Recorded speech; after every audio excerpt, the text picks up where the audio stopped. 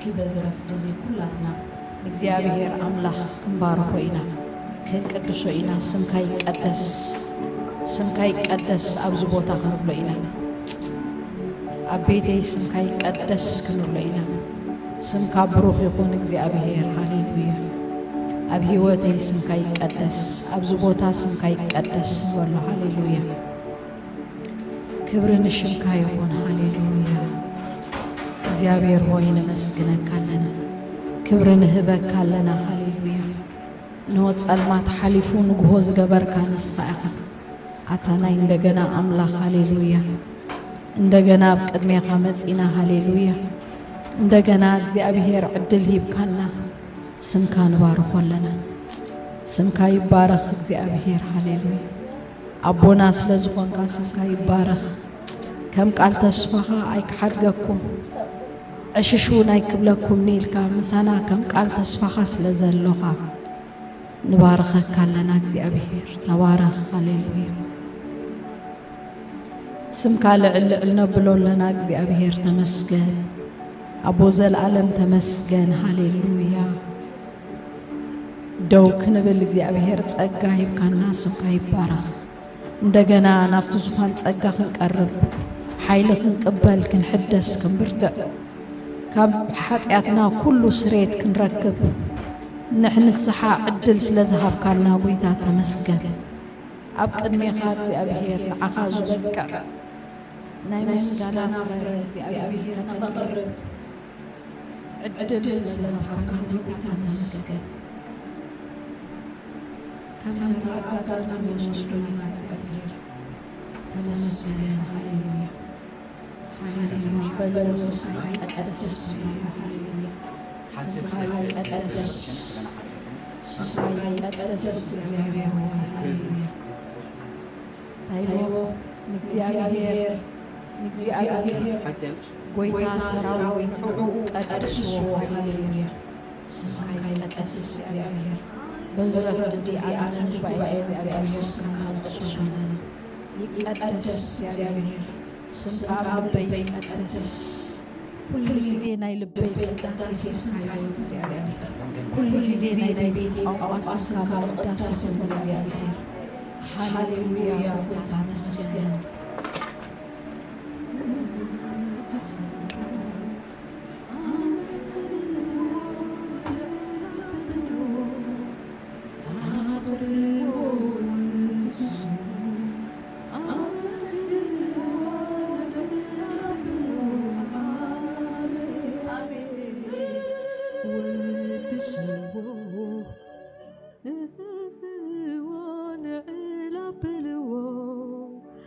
አኽብርዎ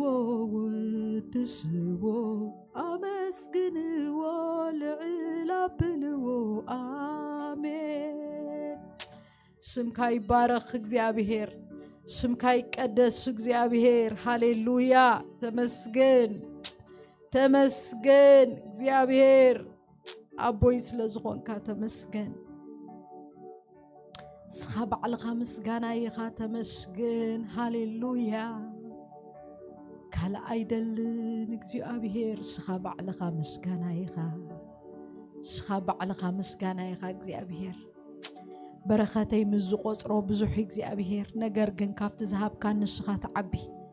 ካፍቲ ዘሎኒ ዝብሎ ሁሉ ንስኻ ተዓቢ እግዚአብሔር ስለዚ ልበይ ፈትዩ የመስግነካ ስለዚ ልበይ ፈትዩ የመስግነካ እግዚአብሔር ሃሌሉያ ውሉድካ ስለ ዝገበርካኒ ተመስገን አቦይ ስለ ዝኾንካ ተመስገን ሃሌሉያ ጋሻ ስለ ዝኾንካኒ ተመስገን እግዚአብሔር ዋልታ ኢኻ ተመስገን ሃዲመ ዝዕቆበሉ እምባይ ገዳመ ኢኻ ተመስገን ሃሌሉያ ኢየሱስ ሃሌሉያ ተመስገን ሃሌሉያ ተመስገን ስምካ ይቀደስ ኣብ ህይወተይ እግዚአብሔር ስምካ ይቀደስ ኣብ ደቀይ እግዚአብሔር ስምካ ሃሌሉያ ስምካ ይቀደስ ኣብ ዝጉባኤ እግዚአብሔር ስምካ ይቀደስ ኣብ ዘመነይ እግዚአብሔር ሃሌሉያ نسمك نقدسو لنا نسمك نباركو لنا هاليلويا نباركو لنا نتلعو لسمك እግዚአብሔር تمسجن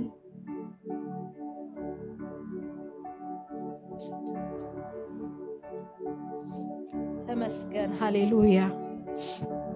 تمسجن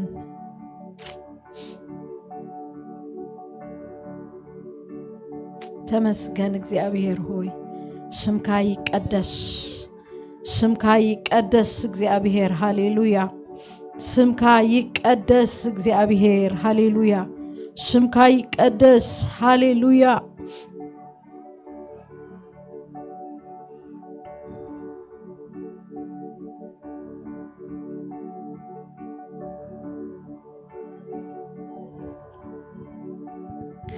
ሃሌሉያ ሃሌሉያ ስምካ ይቀደስ እግዚአብሔር ነቲ ጽኑዕ ዝሃቀንኡ አባኻ ስለተማሕፀነ بسلام بسلام تحلوه هاليلويا بسلام تحلونا أملاخ سمك يبارك بسلام تنبرنا أملاخ سمك يبارك بسلام تنبرو هاليلويا بسلام تنبرنا لك እግዚአብሔር تمسجن هاليلويا እግዚአብሔር أملاخ نايزل عالم كوحي يمو نزل عالم بእግዚአብሔር تمحصنو هاليلويا بأخا تمحصنا يحفرنا تمسجن نايزل عالم كوحي نايزل عالم انبا هاليلويا بنايزل عالم فقري أفكار كوخي كيدان سلامي دما كباخي نني أي كبل نيوزبال أملاخ كيدان سلامو خبانا نني زيبال أملاخ سمو يبارخ كيدان سلام كا خبانا نني يبالن سمكا يبارخ زمنات كحلف زمنات كتكا እግዚአብሔር نعاخاقن هاليلويا يسوس زي تحلف كيدان سلام كا زي لوت هاليلويا كل جزي مسفكركا كل جزي مسمحركا قويتا تمسكن بسلام تنبرنا لخا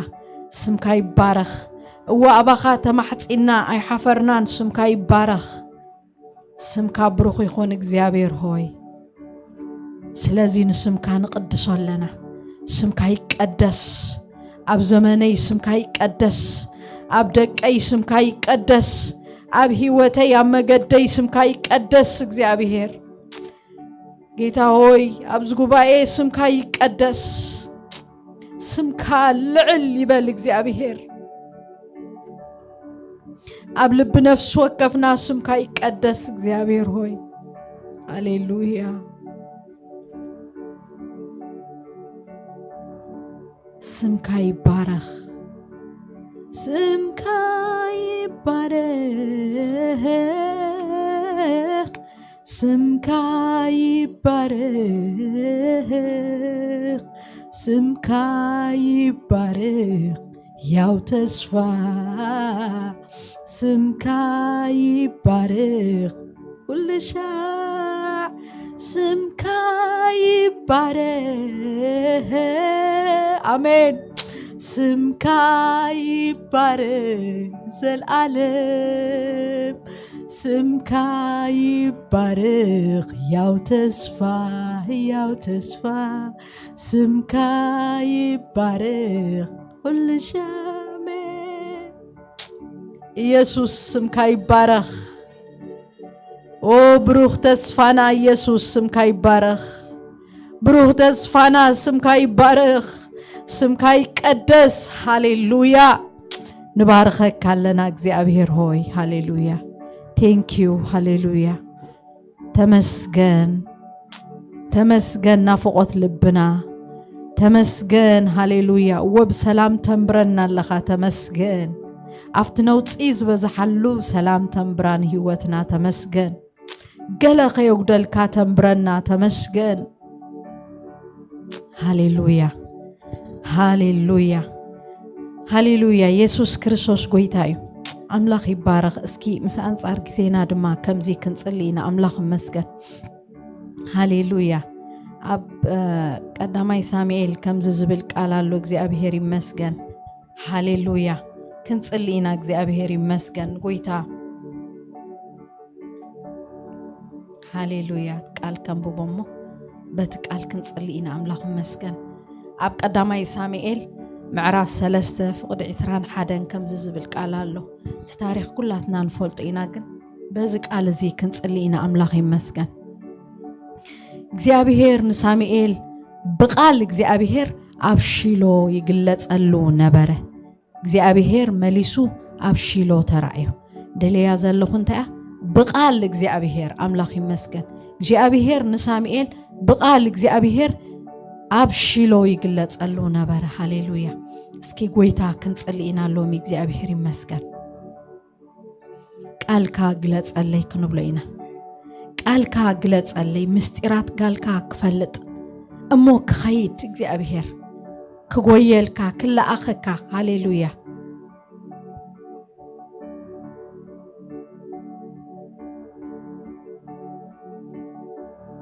ምክንያቱ ኣሕዋተይ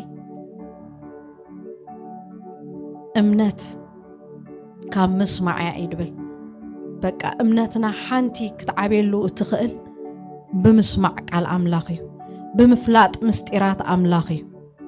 ስለዚ ሎሚ በቃ ኣብዚ ምህላውና ዘይተረፈና ጎይታ በቃ ምግላጽ ቃልካ ደልለኹ መኽፋት ቃልካ በቃ ክሰምዓካ ኣብ ቃልካ ክሰምዓካ እግዚአብሔር ቃልካ ግለጸለይ ክንብለይና ቃልካ ግለጸለይ አስተምረን መሃረኒ በቃ ጽቡቕ ዘስተምህር መንፈስ ሃብካዮም ይዝብል ቃል አምላኽ ዘስተምህር ናይ እግዚአብሔር መንፈስ ኣለና ኣብ አምላኽ ትብዓት ኣለና ኣሕዋተይ ከምዚልና ክንጽሊ ኸለና ስለዚ ጎይታ ሎሚ እንታይ ኢሉ እግዚአብሔር ድማ ንሳሙኤልሲ ብቃል እግዚአብሔር ታ ብቃል እግዚአብሔር ትብል ነስምረላ አምላኽ ይመስገን ብቃል እግዚአብሔር ይግለጸሉ ነይሩ ሎሚ ብኻልእ ምግላጽ ካልእ በቃ ቃል አምላኽ ብዝመስል ባዕልና ብዝተርጎምናዮ ምግላጽ አይንደለን ኣሕዋተይ ለስ በቃ ንመለስ በቃ ናፍቲ መሰረት ንመለስ ናፍቲ ናብ ኩሉ ካብ ኩሉ ዝጸንዐ ቃል ትንቢት ኣሎና ቃል እግዚአብሔር እንታይ ኢሉ ቀደም ነቦታትና ببزح مجدي ببزح نجاري الزاربهم نعنا جن أفت دحري زمن أفت مودعتا زمن جن بتوراس خلوز جبر يسوع جيرو تزاربنا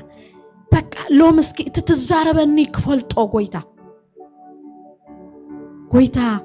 نلبي كفتو غنبلينا بك مخفات قالكا نجرتا تأمرو يهبيلو قال እግዚአብሔር أمرو كهبني قالكا لو متصللو غنبلينا حواتي سمعنا نخيد ديكونا سمعك قبرو قويتا أبولو من تصلل لنا بشيم يسوس قالكا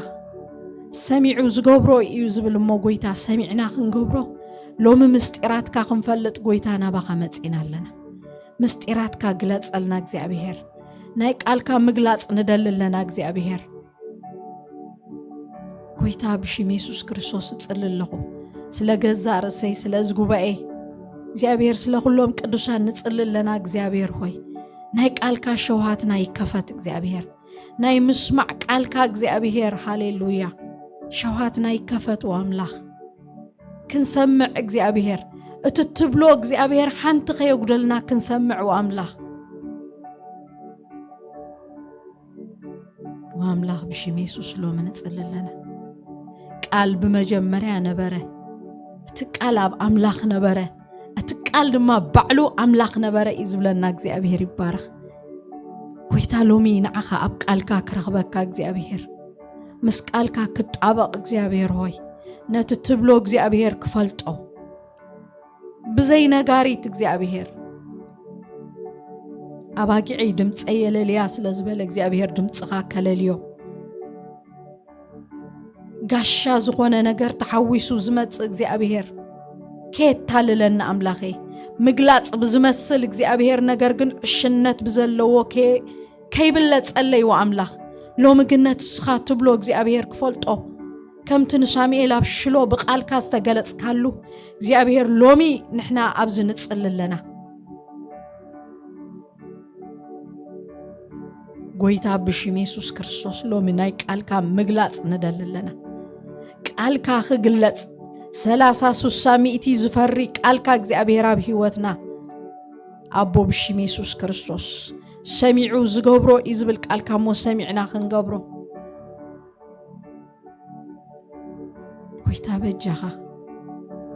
ጎይታ በጃኻ ካለ አይ ሓዞነ ልብና እግዚአብሔር ቃልካ ናፍቆት ልብና ይኹን እግዚአብሔር ቃልካ እግዚአብሔር ድምጽኻ ይበል ልብና እግዚአብሔር አቦ ብሽም ኢየሱስ ክርስቶስ ንጽልለና ከም ቃልካ እግዚአብሔር ክንወጽእ ክንኣትው አምላኽ ከም ቃልካ እግዚአብሔር አቦ ናብራይ ከም ቃልካ ክኸውን እግዚአብሔር ስጉምተይ ከም ቃልካ ክኸውን አገልግሎተይ እግዚአብሔር ከም ቃልካ ክኸውን እግዚአብሔር ሆይ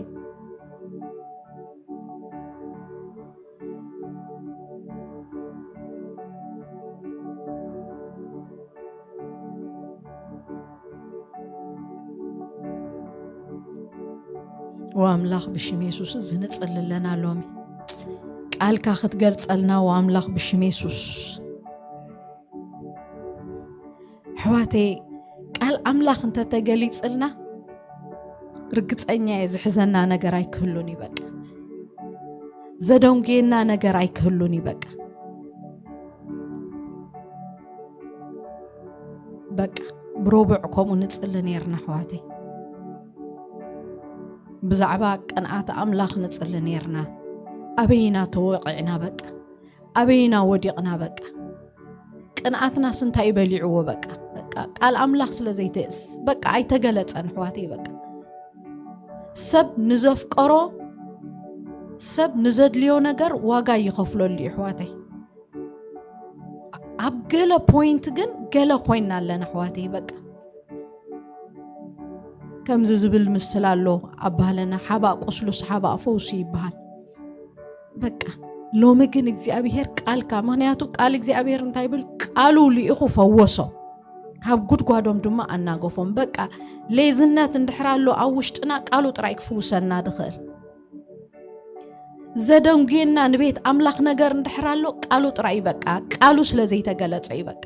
ቃል አምላኽ ይደድሕር አምላኽ ዘብዘብ ብለካ ምክንያቱ አምላኽ ባዕሉ ቃል ነበረ ስለዝብለና እግዚአብሔር ይመስገን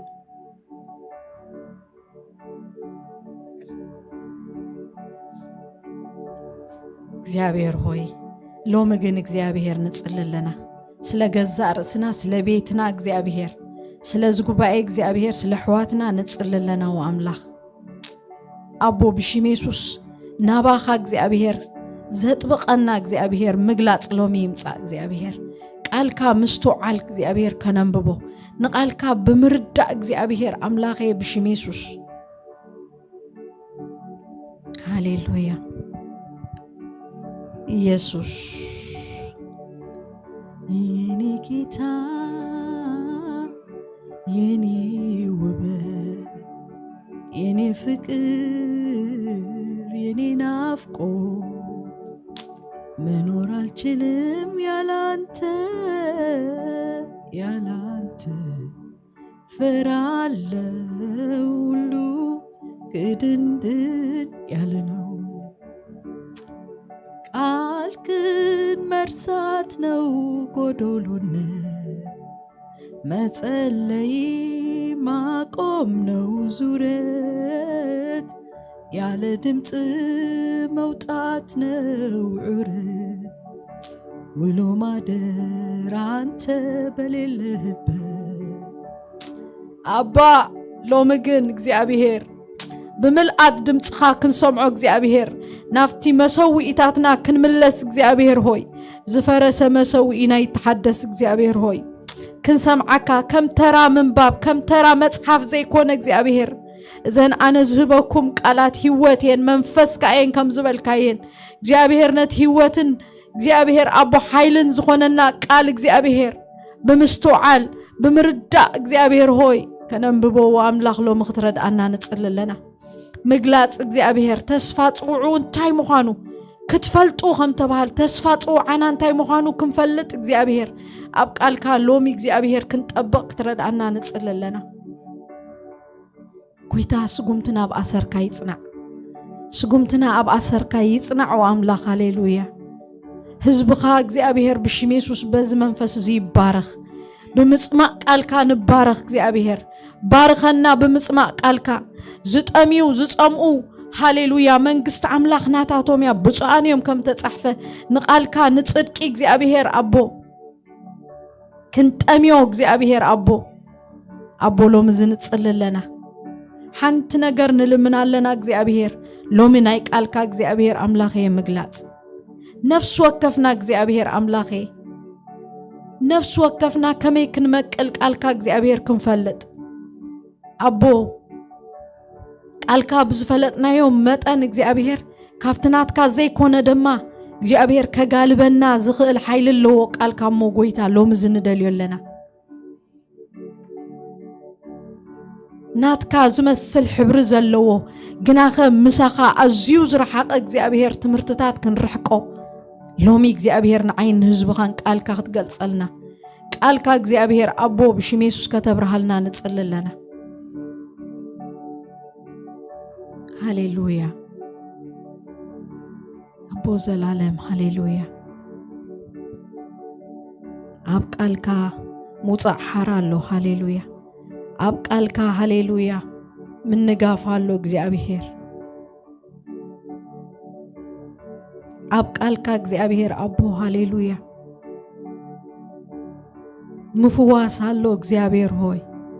እዚ ፈውስ ደሊና ናባኻ መጺና ኣለና እግዚአብሔር ዝፈረሰ መሰዊእታትና ይተሐደስ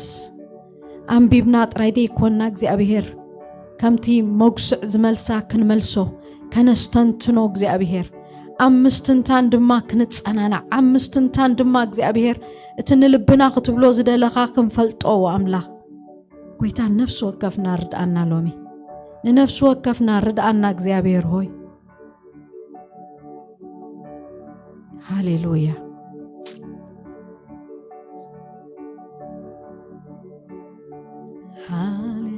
ሃሌሉያ ኢየሱስ ኦ ኢየሱስ ሽምካ ይባረኽ ስምካ ይባረኽ ብሩህ ተስፋና ኢየሱስ ስምካ ይባረኽ ሃሌሉያ ቃልካ ልኢኽካ ስለዝፈወስካና ተመስገን ከም ቃልካ እግዚአብሔር አቦ ዶው ምባል ስለዝኽኣልካና ተመስገን እግዚአብሔር ሃሌሉያ ክብር ንህበካለና ተመስገን ክብር ንህበካለና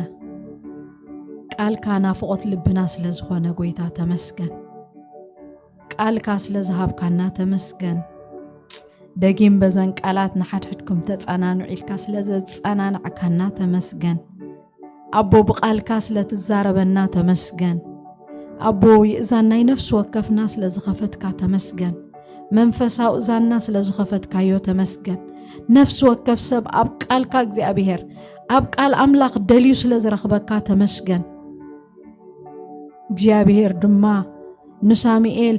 ብቃል እግዚአብሔር ኣብ ሽሎ ተገለጸሉ ከም ተባለ ንዓናውን ብቃልካ እግዚአብሔር ኣብ ቃልካ ስለትግለጸልና ደለኻ ተመስገን ዕቤት ስልጣንካ ኣብ ቃልካ ስለንሪኦ ደለና ተመስገን አቦ ተመስገን አቦ ተመስገን بقال حق غيركا سلازولد كانا تمسجن بتقال حق غيركا سلازقدس كانا تمسجن هاليلويا هاليلويا هاليلويا كبرن شمكا يخون كبر شمكا يخون هاليلويا نبارخك كالنا هاليلويا እግዚአብሔር ይመስገን ሃሌሉያ ክብሪና አምላኽ ይኹን ክብሪና አምላኽ ይኹን እግዚአብሔር ይባረክ ሃሌሉያ አምላኽ ይመስገን እስኪ ኩላትና ቶም ንኽእል ስለ ደቅና ድማ ክንጽልይና አምላኽ ይመስገን ዘዓመት እዚኣ እግዚአብሔር ዝጅምሩላ ጽባሕ ድጅምሩላ አምላኽ ይመስገን በቃ እግዚአብሔር ዓወት ክህቦም እግዚአብሔር በሐጎስ ተዓመት ክውድእዋ ክንጽልይና አምላኽ ይመስገን حاجوس እግዚአብሔር ኃይሎም ክኸውን ክንጽልይና አምላኽ ይመስገን ሃሌሉያ ሃሌሉያ በዚ ቃል እዚ ክንጽልየሎም ኢና አምላኽ ይመስገን ኩሎም ክንባርኾም ኢና አምላኽ ይመስገን ስሊኦም ክንጽልይና እግዚአብሔር ይመስገን አምላኽ ይመስገን ኩላትና ቶም ንኽእል ደው ኢልና አምላኽ ይባረክ ክንጽልይና ስሊኦም ኣብ ቅድመ አምላኽ ሃሌሉያ معالتاتهم بسناي أب إيوبي زنبو بودلهم معالتاتهم بسناي عمتاتهم بدستا يفتسمو كم زيك نتسلينا معالتاتهم بسناي هاليلويا عمتاتهم بدستا يفتسمو እግዚአብሔር በቃ ሎሚ እሕዋተይ ሎሚ ንሕና ዘይ ዘራእናዮ ጽባሕ አይናዓጽዶኒና ስለ ደቅና ክንባረኾሚና ካብ ቤት እግዚአብሔር ክንባረኾሚና ብሽም ኢየሱስ ክርስቶስ እግዚአብሔር ሆይ አቦ ስለ ሁሉም እግዚአብሔር ደቅና ንባርከካ ኣለና ተመስገን ንብለካ ኣለና ወአምላኽ ንባርከካ ኣለና ከምዚኦም ዝበሉ ውሉድ ስለ ዝሃብካና እግዚአብሔር አቦ ስኻ ስለ ዝፈተኻ ተመስገን አቤትካ ክነብሩ እግዚአብሔር ንስኻ ስለ ዘረዳእካዮም ተመስገን አጋሮም ስለ ዝሓስካ ተመስገን ብሽም ኢየሱስ ክርስቶስ ካብ ቤት እግዚአብሔር ንባርኾም ኣለና አምላኬ በሁሉ ናትካ ሰናይነት ይባረኹ በኢየሱስ ክርስቶስ ስም ኩለን መዓልታቶም በሰናያትካ ይጽገቡ ኩለን ዓመታቶም እግዚአብሔር ብናትካ ደስታ ይፈጽሙ ጀሚሮም ክሳዕ ዝውዱ እግዚአብሔር ኩለን መዓልታት ኩለን ደቂቅ እግዚአብሔር ብናትካ ሓጎስ በኢየሱስ ስም ልቦም ይጥለቅለቅ በኢየሱስ ስም ካፍትናትካ ሓጎስ በኢየሱስ ስም ወላ ሓደስ መንጢሉ አይውጻዮም አይስሓቦም በኢየሱስ ስም ንሕና ግን ሎሚ ንባርኾም ኣለና እዚ ዓመት እዚኣ ናይ ደስታ ዓመት ትኹነሎም بحاجوس يمهروا بحاجوس يخيدوا بحاجوس يتو بحاجوس يتصو بحاجوس يتصعوتوا እግዚአብሔር ሆይ ልቦም ሓጎስ ናይ እግዚአብሔር ይምላአዮም ሓጎስ እግዚአብሔር ልቦም ይግዛአዮ በኢየሱስ ስም አቦ ክመሃሩ ከለው በኢየሱስ ክርስቶስ ስም ዝኸብዶም ዝጨንቆም ነገር አይሃሉ ካፍትናት ከሓጎስ ዝተለዓለ ኩሉ ይቅለሎም እዚ ኣብ ቅድሚ እግዚአብሔር ቀሊል ይበሉ በኢየሱስ ስም እዚ ቃል እዚ ኣብ አፎም ነንብር ኣለና እዚ ቃል እዚ ኣብ አፎም ነንብር ኣለና በአምላኸይ ሃሌሉያ ንቀጽሪ ይዘሎ ከም ዝተባሃለ ኩሉ ዝኸብዶም ዘበለ ናይ ዕድሚኦም ኩሉ ዝፍተንዎ ዘበለ ፈተናታት ኩሉ ዝሓልፍዎ ዘበለ ቻሌንጅታት እግዚአብሔር ሆይ ብናትካ ኃይሊ ንቀጽርታቶም ኩሉ ይዝለልዎ በኢየሱስ ክርስቶስም እዚ ኣብ ቅድሚ እግዚአብሔር ቀሊል ዝብል በኢየሱስ ስም ኣብ አፎም ነንብሮለና ከቢድ ዝባሃል ካብ አፎም አይውጻ አይተረደእንን ዝባሃል ካብ አፎም አይውጻ እግዚአብሔር ሆይ ሎሚ ንባርኾለና ይእምሮኦም ይባረኽ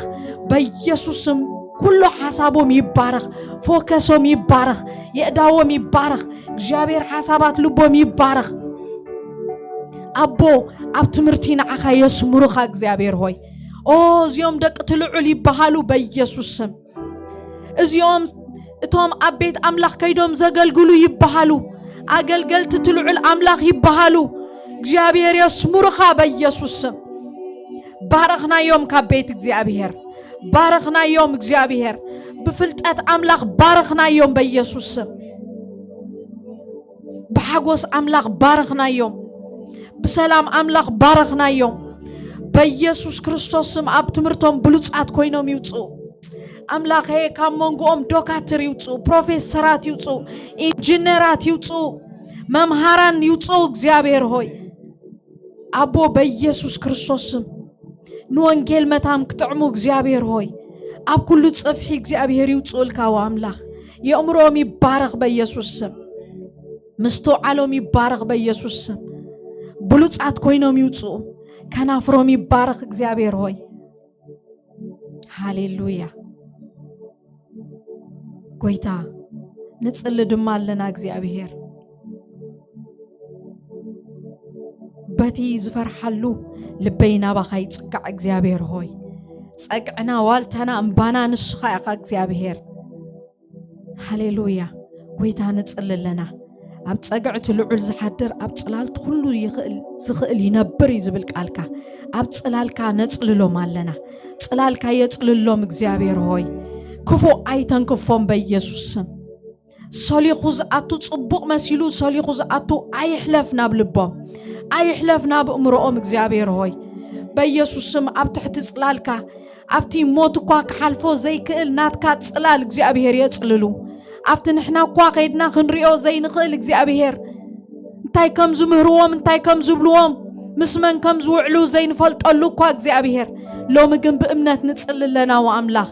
ኣብ ትሕቲ ጽላልካ የጽልሉ ሃሌሉያ أبتحت قلقليو متسقع اختركب يخاخم تتصحفة أبتحت قلقلي خان حاب أمالنا እግዚአብሔር كافت نايت سألائي بيسوسم وطمد كافت نايت سألائي منتك كله እግዚአብሔር كتصللولو زخلو እግዚአብሔር هوي بيسوسم أفتناتك سألال نحاب أمالنا بشم يسوس يتحابوا بيسوسم هاليلويا هاليلويا بشم يسوس كريستوس نديابلوس تتصاررون السدما كابخاتكم كهدم يقوم تتصحفه بيسوسم نابدك أنا زورور زبالة كله رسول منطق لومي بشم يسوس نصبابرو لنا بتمرتب بيلو بفلتقت أبيلو بمهراز عالم زي أبيلو كافتنات كفقري كافتنات كعبيد كفاليوم زمت እግዚአብሔር هوي كله نايت على حيلي እግዚአብሔር هوي لوم بشم يسوس كريستوس يسبر نبلالنا يسبر بقيتها بيسوس سم نقسناتهم كبلع زمت بديبريشن بزتفل عليه بحبر قربت بيسوس بزتفل عليه أنا بزيرد عنا نعوم بزردهم قانقوا كواقوم زمت نايت على حيلي لوم بشم يسوس كريستوس حيلو بارالايز يخون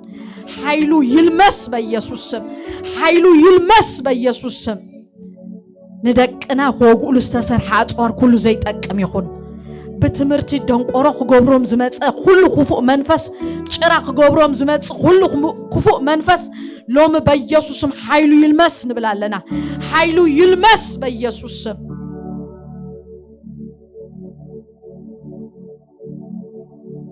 كويتا بشم يسوس بممهارانهم بعرختهم أبزوريهم بزدقان بزعتن بيسوس كريستوس ياو سم እግዚአብሔር هوي لو من سبابرو لنا يسبر بيسوس هاليلويا هاليلويا كويتا سمكا جناب لعليهم نقدسو لنا سمكا يقدس أبلعليهم سمكا يقدس أبلعليهم أفتو زخدوه بيت تمرت سمكا يقدس أفتو زخدوه كوليج እግዚአብሔር هوي سمكا يقدس سمكا بروخ يخون እግዚአብሔር هوي السخال عليلكا ترى እግዚአብሔር هوي كخدو خلو እግዚአብሔር هوي السخا مسؤم وصع السخا مسؤم كيد እግዚአብሔር أفتو نحنا زي نريو أفتو نحنا زي بلو እግዚአብሔር هوي هاليلويا سخا سلازلخا تمسكن سخا سلازلخا تمسكن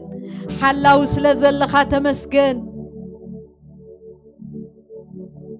عب إيدكا سلازوقت كايوم تمسكن يس كافتناتكا سلام كافتناتكا سلام دما ولا حدا ننا يابيلو خوصوم زخيل سلازي الله تمسكن حيلن سنتهم سلازي سعروم تمسكن هاليلويا اسكي سلامن اشيات كنصلينا املاخ مسكن حيلن سنتو ما يسعروم كنبلوينا حيلن سنت ايسعروم تزفتنهم سمعيتات ايسعروم بيسوس سم هاليلويا نعخا نخيبدل نقالكا بلبي عقور كويس بالقالكا እግዚአብሔር هوي قالكا لبوم يعقرو لبوم قالكا يعقر هاليلويا اب لبات وهللو زنبرت كم تصحفه زوهل لبهابوم እግዚአብሔር هوي حيلن سنتو ما يسعروم قويتا كلهم دقنا بشم يسوس حيلن سنتو ما يسعروم فقر خاقن እግዚአብሔር يماركم مملي سنابا خيط بقومو أملاخ هاليلويا يسوس شمكا يبارخ شمكا يبارخ هاليلويا قدامنا شمكا يبارخ لعلبة እግዚአብሔር بروح تسفانا يسوس تمسكن هاليلويا تسفا خمزي بلنا እግዚአብሔር زختامات كوين ناس لزي حدكنا تزخبد الناس لزي يقوبتنا قويتا تمسكن أبا خمتينا عرفتي سلزرخبنا تمسكن أبا خمتينا عود سلزرخبنا تمسكن أبا خمتينا እግዚአብሔር سلام رغبنا تمسكن قويتاتهم زهب كنا نهبك لنا بزل عمتهم እግዚአብሔር هاليلويا أتقال مليسنا كننبوينا هاليلويا بارخوهم بزقال زي معالتاتهم بسنايات تودع عمتاتهم بدستا يفتسم عمتاتهم بشم يسوس كريستوس بدستا يفتسم يتحقصوا بيسوسم በኢየሱስ ክርስቶስ ስም ሃሌሉያ መዓልታቶም ብሰናይ ዓመታቶም ብደስታ በኢየሱስ ስም ሎሚ እግዚአብሔር በዚህ ቃል ዝንባርኾም ኣለና ጽባሕ ክኸዱ ከለዉ ብደስታ ድሕሪ ጽባሕ ክኸዱ ከለዉ ብደስታ ትምህርቲ ክሳዕ ዝውዳእ ብደስታ ዘመኖም ክሳብ ዝኣርጉ ክሳብ ድሽምግሉ ክሳብ ድሽይቡ ብደስታ ሃሌሉያ ጎይታ ንባርኸካ ኣለና ሞገስ ስለ ዝኾንካዮም ተመስገን ዓወት ስለ ዝኾንካዮም ተመስገን ኩሉ A+ ከምፁ እግዚአብሔር ስለ ዝሓገዝካዮም ተመስገን እምሮም ስለ ዝባርኽካ ተመስገን ጎይታ ንባርኸካ ኣለና ሃሌሉያ ተመስገን ሃሌሉያ ሃሌሉያ አባ ኸለና እግዚአብሔር ይመስገን ስለ ደቅ ጓል ህዝብና ድማ ክንጸልይና አምላኽ ይመስገን ሃሌሉያ ጎይታ በቃ ሕዋቴ አነ ዝጽልዮ ሁሉ ጊዜ እንታይ ይብል አይኖ ኩናት ክዓርፍ ጽቡቕ ነገር ግን ሓደ ጊዜ ይኸብደንኹም ኢለ ክጽሊ ቃል አምላኽ ስለ ዝኾነ ኣብቲ መወዳእታ ዘመን ስለ ዝበለ ቃለይ ካብ ዝሓልፍ ድማ ስለ ዝበለ ክንጽሊ ጽቡቕ እግዚአብሔር ግን ኣብ ማእከል ኩናት ምድሓን ናይ እግዚአብሔር ከድሕን ይኽእል እዩ ኣብዛ ምድሪ 100 ዓመት ዝነብር ሰብ የለን 1000 ዓመት ዝነብር ሰብ የለን ግን ድሒኑ ናብ ጎይታ ኸይዱን ዘለዓለም ክነብር ግን that's our point በቃ ትናትና ፖይንት እዩ ስለዚህ እግዚአብሔር ይመስገን ኣብ ማእከል ሽግር እግዚአብሔር ምድርና ብምድሓን ትደበስ ኢልና ክንጸልይና ምድርና ብምድሓን ትደበስ እግዚአብሔር ሆይ ብሽም ኢየሱስ ንጽልለና አምላኼ አፍታ ምድሪ ዝድሕኑ ነፍሳት ዝድሕኑ እግዚአብሔር ነገስታት ዝድሕኑ ሓለፍቲ ዝድሕኑ እግዚአብሔር አቦ አዴታት አቦታት ክትበና ሎምን ንጽልለና አምላኽ ሓቂ ስኻ ምዃንካ ክፈልጡ ነቲ ጽልኣኻዮ ወድኻ ምእማን ድማ እዚኣ ናይ ዘለዓለም ህይወት ያልካ ኣለኻሞ ጎይታ እዚኣ ክፈልጡ እግዚአብሔር ሎሚ ዒንቶም ክኽፈት ንጽልለና ምድሓን ክረክብ ህዝብና ብሽም ኢየሱስ ንጽልለና ምድሓን ክኸውን ኣብ ምድርና እግዚአብሔር ሆይ ኣብ ኩለን ብሄራት ምድሓን ክኸውን እግዚአብሔር ምምላቕ ካብ ሞት ክኸውን እግዚአብሔር ሆይ ምጽንናዕ ካብ ሓዘን ክኸውን እግዚአብሔር ሆይ ምድሓን እግዚአብሔር ሎሚ ንጽልለና ምድሓን ይኹን ኣብ ምድርና ምድረይ ብምድሓን ትደበስ እግዚአብሔር ከምቲ ብዝሒ ኩናት ዝመንጠለና እግዚአብሔር ሆይ ሎሚ ብምድሓን ምርኮታትና ክትመልሶ ብሽም ኢየሱስ ንጽልለና ምርኮታትና ብምድሓን ነፍሳት ይመለስ እግዚአብሔር ሆይ ክንደቲ በሓለንጊ እግዚአብሔር ሓዘን ህዝበይ ዝተገረፎ እግዚአብሔር ሎሚ ግን እግዚአብሔር ሆይ ብምስማዕናትካ ጥዑም ብስራት አቦ ምድሓን ናይ እግዚአብሔር ተባሂልሎ ኣብ እግዚአብሔር ድማ ተስፋ አሎ ትንሰብ ዘይከኣሎን እግዚአብሔር ይከኣሎ ይጽሑፍ እግዚአብሔር ሆይ አቦ በእምነት ንጽልለና ብሽም ኢየሱስ ምድሓን ይኹን ቅራብ ዘበለ ይለዓል ካብ ዒንት ህዝብና እግዚአብሔር ሆይ ሃይማኖት እግዚአብሔር ሆይ ሕጊ ስርዓት እግዚአብሔር ካባኻ ይዓብን እዩ እግዚአብሔር ነት ቀዳማይ ክገብሩ አምላኽ ብሽም ኢየሱስ እዚኣ በእምነት ንጽልለና ነት ቀዳማይ ክገብሩ እግዚአብሔር ሆይ ምድረይ ብምድሓን ትደበስ አዴታት ብምድሓን ይደበሳ እግዚአብሔር ዝተደርመመ ርእሲ ብምድሓን ይደበስ ሃሌሉያ አቦ ስለተን ጎረባብትናውን ንጽልለና ወአምላኽ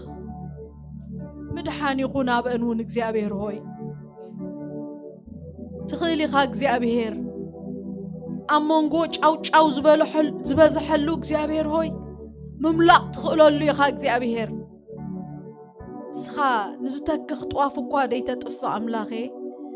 ትኽእሊኻ ወአምላኽ ኣብ ከኣልነትካ ንእመን ኣለና ኣፍትናትካ ከኣልነት ንእምን ኣለና እግዚአብሔር ምድሓን ይኹን ብሽም ኢየሱስ ኣብ ማእከል ትውግእ ወረውግእ ትሞልቕ ነፍሲ ተሃሉ እግዚአብሔር ንዓኻ ትደሊ ልባ ስምካ ትጽውዕ ነፍሲ እግዚአብሔር ተሃሉ እግዚአብሔር ሆይ ጎይታ ብሽም ኢየሱስ ክርስቶስ ሃሌሉያ ስለቶም አፍተን ብዙሕ ጭንቂ ብዙሕ መከራ ቃልካ ተአዚዞም እግዚአብሔር ብስራት ወንጌልካ ዘበስሩ ድማ እግዚአብሔር ሆይ ንጽልለና ስሊኦም ንዝክሮም አለና እግዚአብሔር ሆይ ሓይሎም ክሕደስ ብሽም ኢየሱስ ንጽልለና እናሳ ሓይሎም ይተሐደስ እናሳ እግዚአብሔር ሆይ ሓይሎም ይተሐደስ ክብርኻ እናርአዩ ሓይሎም ይተሐደስ እግዚአብሔር ሆይ ካፍትሎም ዝጎየይዎ ጽባሕ እግዚአብሔር እምብዛ ይግዮይልካ እግዚአብሔር ጸጋ ሃቦም እግዚአብሔር ሆይ ተስፎም ይተሐደስ ብዝርእይዎ እግዚአብሔር ኩሉ ተስፎም አይወሰድ አምላኽ ጎይታ ንጽልለና ከምዚልኩም ጸልዩ ኢልካና ሞ ንሕናውን በዚ ቃል ዝንጽልየሎም አለና ስለሁሎም ስለቶም ኣብ እስር ቤት ዘለው ስለቶም አፍታ ምድሪ ብኡምንነት እግዚአብሔር ወንጌልካ ዘስፍሑ ዘለው ከምዚልና ንጽልየሎም አለና ከም ቃልካ እግዚአብሔር ካብ ኩሉ ክፉእ ከተድሕኖም ካብ ኩሉ ፈተና ከተውጾም እግዚአብሔር ሆይ ሎም ንጽልለና አቦ ብምእዛዝ እግዚአብሔር بحيل جن እግዚአብሔር كوصلك እናሻዕ እግዚአብሔር ኃይል ከተዕጥቆም ግን ንጽልለና ተስፎም ይተሐደስው አምላኽ ብዝርእይዎ ኩሉ ሰይጣን ተስፎም አየቃህምቶ እግዚአብሔር ሆይ ስኻግን እናሻዕ ኃይሎ መሐድስ አቦ ኮም ስለዝኾንካ ተመስገን ንባርከካለና ስምካ ንባርኾለና ስምካ ንቅድሶለና ኣብ ምድርና ስምካ ይቀደስ ኣብ ህዝብና ስምካ ይቀደስ እግዚአብሔር ሆይ ኣብ ዝጉባኤውን ስምካ ንባርኾለና ወአምላኽ ብነገር ኩሉ ሽምካ ንዕብዮለና አምላኸ ንጽልድማ ኣለና ኣብ ዝቤት ዝዕጠን ደበለ ኩሉ ዕጣን በአምልኾ ብዕሽር ብሞባእ ብዝረአን ዘይረአን ኩሉ ዘገልግሉ እግዚአብሔር ኩሉ ሓሳብ ስጋን ደምን ኩሉ ጸጢሉ ስኻግን ከም ትትብሎ ከም ትትደልዮ እግዚአብሔር እትኽትብሎ ትደልግን ከም ድላይ ካኾንካ ክትዛረብ እግዚአብሔር ነቶም ኣብ ዝወጽዮም ዘገልግሉ ኃይል ክትቦም ጸጋ ክትቦም ነቶም ንሰምዕ ድማ እግዚአብሔር ሆይ ብሽም ኢየሱስ ብምስማዕ ክትባርከና ብምውህላል ክትባርከና ብሽም ኢየሱስ ንጽልለና አቦ ንጽልድማ ኣለና እቲ እኽሊ ምስተዘርአ ኣብ መንገዲ ወዲቖሞ ኣዕዋፍ ሰማይ በልዖ ከም ተባህለ ብሽም ኢየሱስ ካብ ዝወፂና ከም ኣዕዋፍ ዝተመሰሉ ኩሎም ነቲ ቃል ክወስድዎ ዝመጹ ብምጥርጣር ተስፋ ብምቑራጽ ብምርሳዕ ክወቕዑና ዝመጹ ኩሉ ናይ ጸላእ ኃይል ግን ብሽም ኢየሱስ ንኣስሮለና እቲ ቃል ግን ብእምነት ኣባና ክሓድር እሞ ክጠቕመና ጎይታ ሎሚ ብሽም ኢየሱስ ክትረዳእና ንጽልለና بخلو እግዚአብሔር ንባርከካ ኣለና አቦ አቦና ስለዝኾንካ ኣብ ማእከልና ንጉስ ክብሪ ኾንካ ስለዘለኻ ተመስገን ከም ቃል ተስፋኻ ከተስተምህረና ክትምህረና ከተጸናንዕና ከተተሰአና ክትፍውሰና ክትደስሰና ኣብዚ ስለዘለኻ ተመስገን ኩሉ ክብሪ ንኣኻ ይኹን ኩሉ ኣምልኾ ስግደት ንኣኻ ይኹን ኩሉ ተጠቕሊሉ ንኣኻ ይኹን ብስም ተፍቅሮ ወድኻ ኢየሱስ አሜን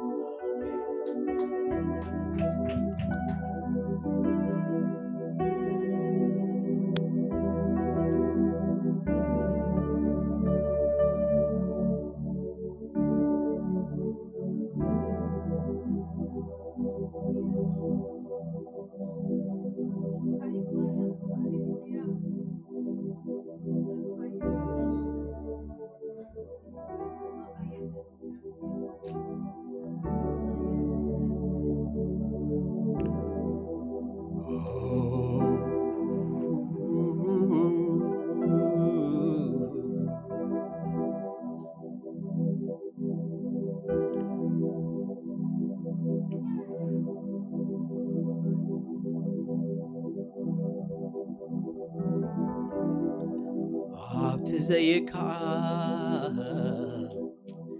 تغيري خيلي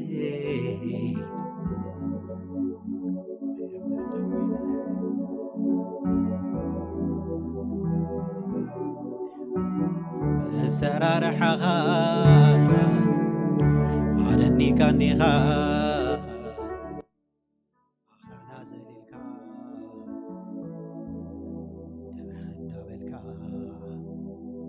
دغن دبلكا كالي أملاغيغا كالي أملاغيغا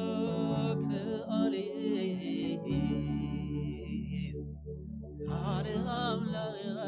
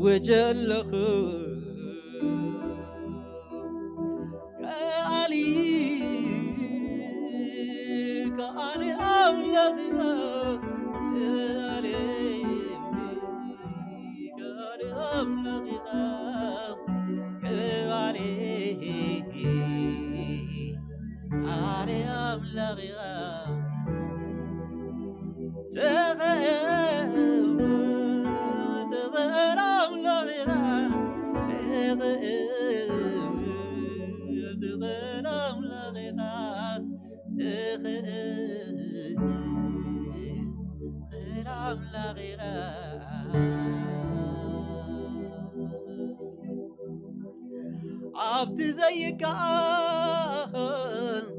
تخلي خايلي دمن الدويلي نقالك أميني نقالك أميني بسرار حغام عدني كاني أخرانا زليلك دبخل كاليخا دبخل كاليخا كالي أملغيها كالي أملغيها كالي أملغيها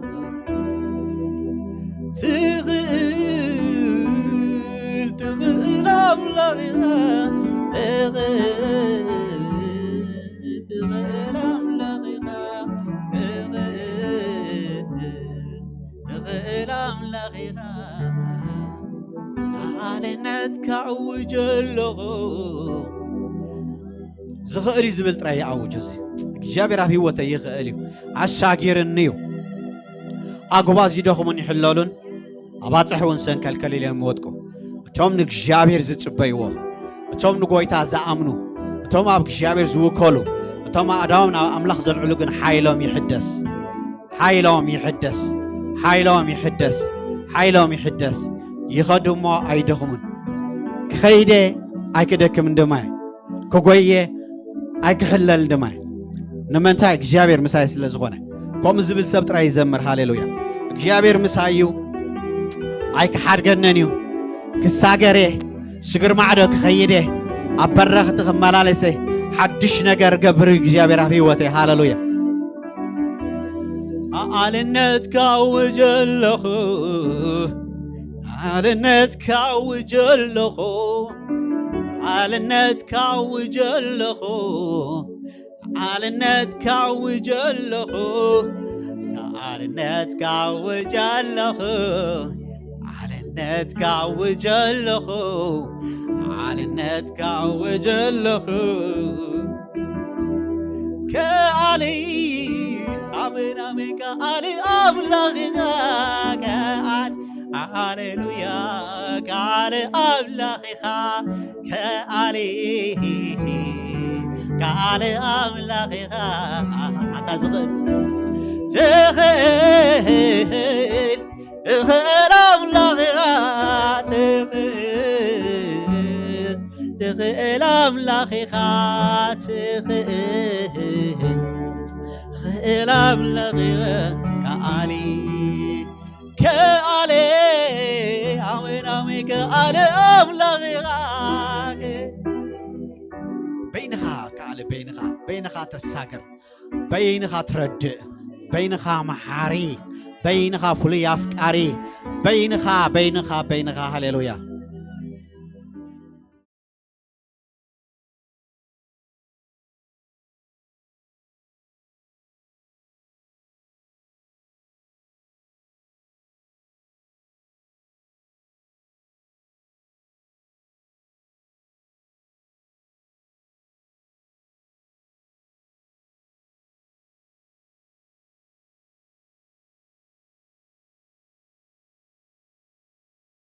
كابتن احنا ندري انبزا كابتن احنا خنقبر نخيل انبزا كقبر الزخيل أملا هاللويا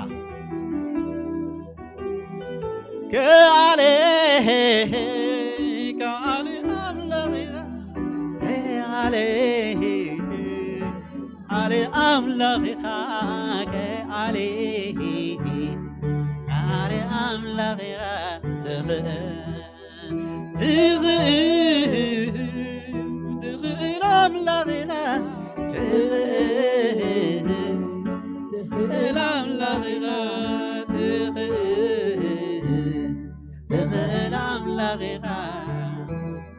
عبد زيك تخيلي خايلي بأمن الدويلة بقالك أمينة بقالك أمينة السرار حها هادني كان نغاو أخرانا الزليل كان دبخيل كاليخا دبخيل كاليخ من قال له دبخيل الله يزبل ترخيب الله دبخيل الله تتعبيق الله يزبل محرني ردي إني عفكرني خابسيول منتي للنزبل من الله هاليلويا كاليه كالي أملغي كالي أملغي كالي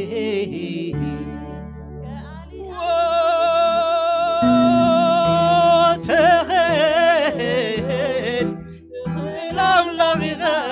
تخيل أملغي كالي كالي كالي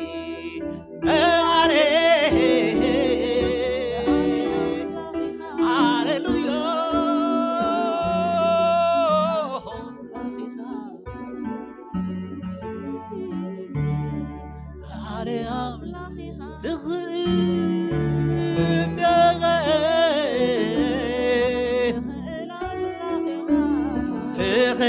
يخلي أبي واتك نجارات كنغان يخلي نجارات كلوت يخلي أبرخت دو قبلك يخلي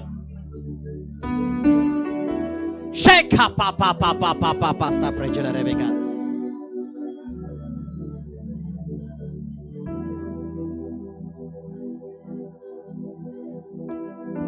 كالنت كعوجله كالنت كعوجله كالنت كعو شارلا بابا ساكله آمين كالي كالي كالي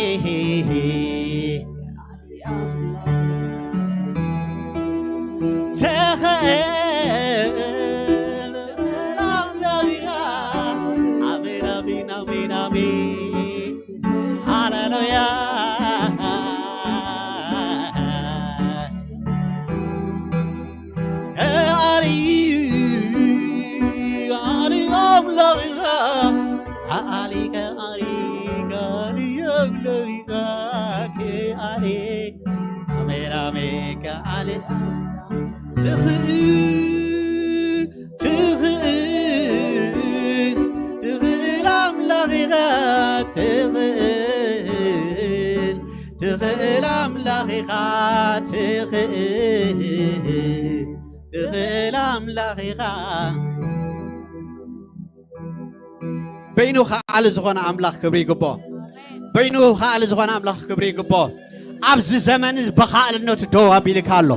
بينو يكالو أب هوت كازخال أم نجر كازخال هاليلويا نتزموت نجر فنحنا قبل زخال كالي بينو الله هاليلويا زموت نجر كالو معناتها كأنك جابك تقربوا خلقة هوت كلبسيو كزارب كجمريو كنغانا كجمريو فنحنا قبل كجمريو بمنتاي بناك جابر حيلي بمنتاي بناك جابر كالنت أبت زيكون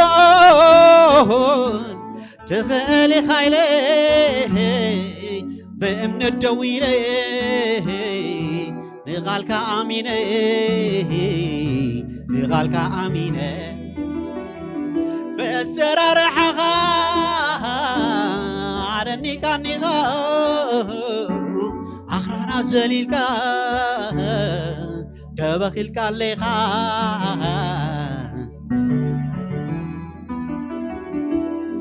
كالي أنا أملاغي أتمنى إجابير بروخات زمر لسكي أتمنى إجابير حريات زمر لسكي أتمنى إجابير بلوتات زمر لسكي أتمنى حدش كيران كهنات زمر لسكي أتم ريت أملاغ زغونكم زمر لسكي هاليلويا دمتهم أسمعوا كالي بلوا هاليلويا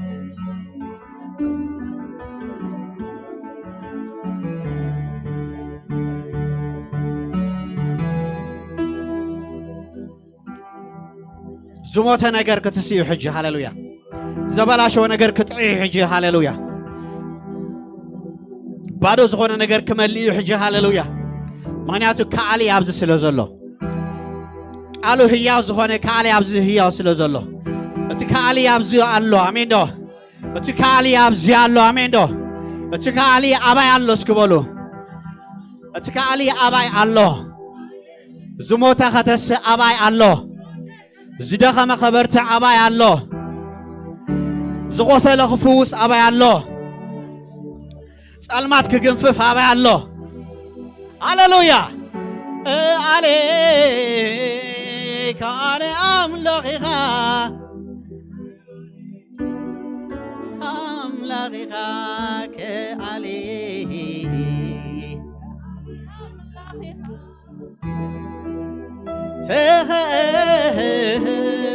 تخيل أملاخيخا تخيل أملاخيخا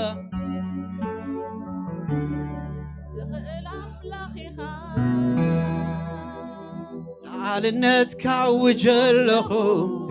على النت كاوج لخو على النت كاوج لخو على النت كاوج لخو على النت كاوج لخو على النت كاوج لخو على النت كاوج لخو كالي أملاخيخا كالي أملاخيخا كالي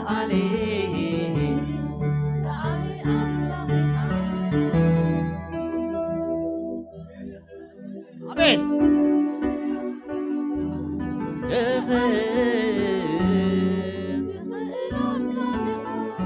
دخاب قنطت يخاليو سألمات كغفف يخاليو أبكر ميخا استغتر نجر كغلص له يخاليو هاليلويا معطو أسراز حشمشم كبل يخاليو اسكي يخالي قبل كسمع معطو أسراز حشمشم كبل يخاليو سألمات كغفف يخاليو اسكي يخالي زبل دمت هاليلويا نجرات كنغان يخالي زبل اسكا هاليلويا زموت غتس يخاليو هاليلويا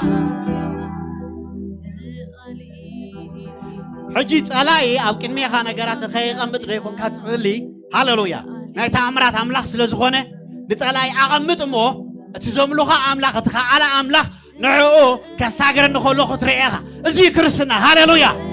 أي نفرحنينا آمين دو أي فرحنا تمساي زولو برتعيس كبال سلزا أو كنمي ناس قتر نجرا كنا نفرح انتي دا نتزقتر تتقتر نجر كل علو زخيل أملاخ آمين ناينا نشاجر ስለዚህ ምንም ተኸበበና አይንፈርሕኒና ምንም ተተገተራ አይንፈርሕኒና ኢንፋክት እሱ ክኸውን ከሎ ኢና እግዚአብሔር ንርኢ ተኣምራት እግዚአብሔር መዓስያ ትረአ መሰናኽል ክመጽእ ከሎ ጻላይ ክመጽእ ከሎ ይምጻእ ኣስክበሎ ምጻእ ኣስክበሎ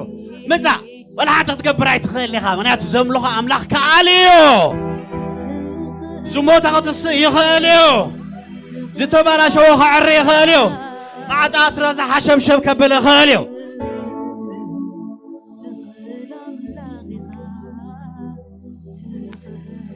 እዚ ጉባኤ ህያዋን እዩ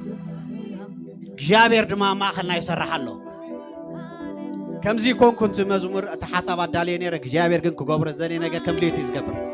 ንስኹም ድላይ ይግበር ዶ ከም ዝደለየ ይስራሕ ዶ ከም ዝደለየ ይመለኽ ዶ ከም ዝደለየ ይወደስ ዶ ባህ ከም ዝበሎ ዶ ይኹን ሃሌሉያ ከመይ ክኾንልካ በልዎ ሃሌሉያ ከመይ ኢለ ክዝምረልካ ከመይ ኢለ ከምልኸካ እንታይ ኢለ ክዝምረልካ እንታይ ኢለ ከምልኸካ እንታይ ኢለ ከመስግነካ ውዕለትካ ብዙሕ ስለ ዝኾነ ከኣሊ ስለ ዝኾንካ ብጀኩኡ መቸም ዝሓልየልካ የለን ኣነ ክነግረኩም ብጀኩኡ ዝሓልየልኩም የለን ኣብዚ ምድሪ ማንም ዝሓልየልካ የለን ኣብዚ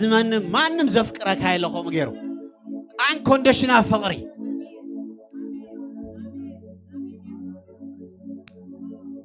ሃሌሉያ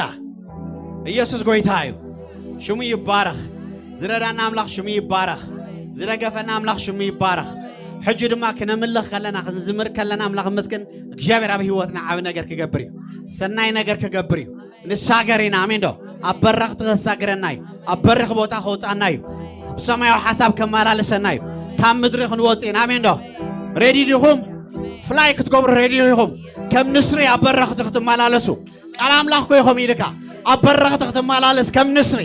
መን እቶም ንእግዚአብሔር ዘምልኹ መን እቶም ንእግዚአብሔር ሽሙ ዝፅውዑ ስለዚ ሽሙ ፅውዕ ዘበልኩም ሎማዓንቲ እግዚአብሔር ሰናይ ነገር ኣብ ህይወትኩም ኣሎ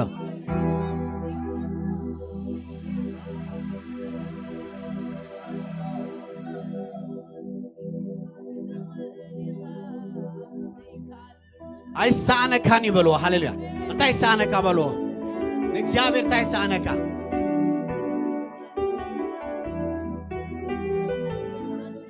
ምንም ኣይሰኣነን እዩ ሃሌሉያ ኣብ ሓዊ ምምንዛዕ ናይ መን እዩ ካብ ሞት ምትራፍ ናይ መን እዩ ኣሜን ኣሜን ኣሜን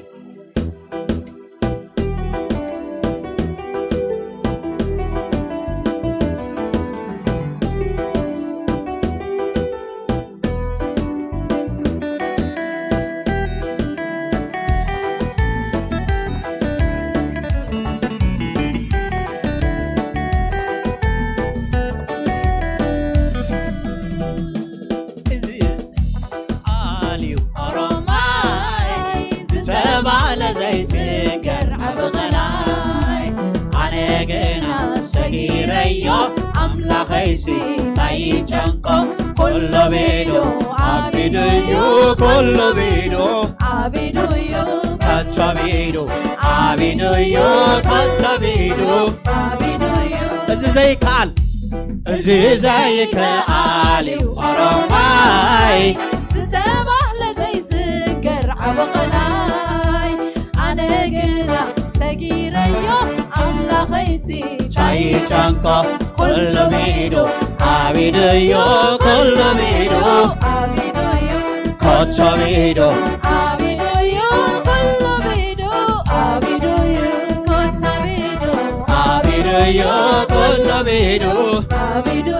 إزي زي كاليو إزي زي كاليو ورماي تتابع لزي سكر عبقلاي آمين أنا جينا سجيريا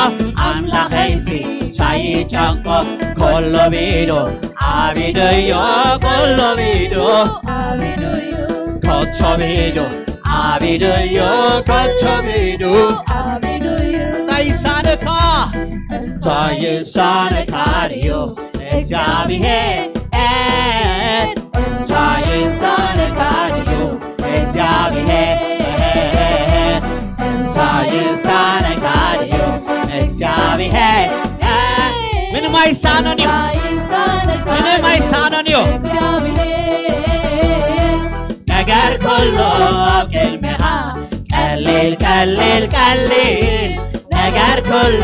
ኣብ ቅድሚኻ ቀሊል ነገር ኩሉ ኣብ ቅድሚኻ ቀሊል ቀሊል ቀሊል ነገር ኩሉ ኣብ ቅድሚኻ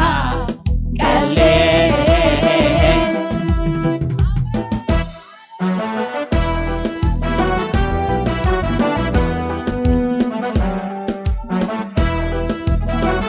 ካብ ሓዊ ምምዛዕናት እዩ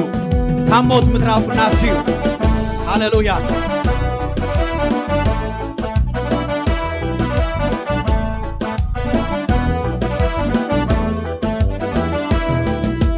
ካብ ሓዊ ምምዛዕ ናትካዩ ካብ ሞት ምትራፍ ናትካዩ ነፍሰይሲ ርያትካ ገለባ ከም ዘጨንቀካ ስለዝያ ተኽብረካ ስለዝያ ተኽብረካ ስለዝውን ተምልኸካ ስለዝውን ካብ ሓዊ ምምዛዕ ናትካዩ ካብ ሞት ምትራፍ ናትካዩ ነፍሰይሲ ርያትካ ገለባ ከም ዘጨንቀካ ስለዝያ ተኽብረካ ስለዝያ ተኽብረካ ስለዝውን ተምልኸካ ስለዝውን ተምልኸካ እንታይ ይሳነካ እንታይ ይሳነካ እዩ እግዚአብሔር እንታይ ይሳነካ እዩ እግዚአብሔር እግዚአብሔር እንታይ ይሳነካዩ እግዚአብሔር ነገር ኩሉ ኣብ ቅድሚኻ ቀሊል ቀሊል ቀሊል ነገር ኩሉ ኣብ ቅድሚኻ ቀሊል ነገር ኩሉ ኣብ ቅድሚኻ ቀሊል ቀሊል ቀሊል ነገር ኩሉ ኣብ ቅድሚኻ ቀሊል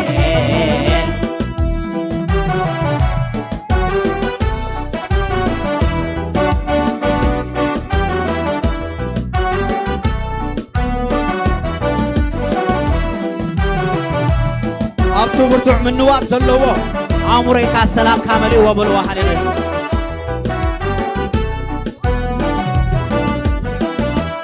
ኣብቲ ብርቱዕ ምንዋቕ ዘለዎ ኣእምሮይ ሰላምካ መሊእዎ ለውሃትካ ይበልስ ካብ ሕይወት ድምፅኻ ኣለዎ ዕጋበት ብሳላኻ ለኹም ሕይወት ብሳላኻ ለኹም ሕይወት ብሳላኻ ለኹም ሕይወት ብሳላኻ ኣብቲ ብርቱዕ ምንዋፅ ዘለዎ ኣእምሮይ ሰላምካ ገዚእዎ ለውሃትካ ይበልስ ካብ ሕይወት ድምፅኻ ኣለዎ ዕጋበት ብሳላኻ ለኹም ሕይወት ብሳላኻ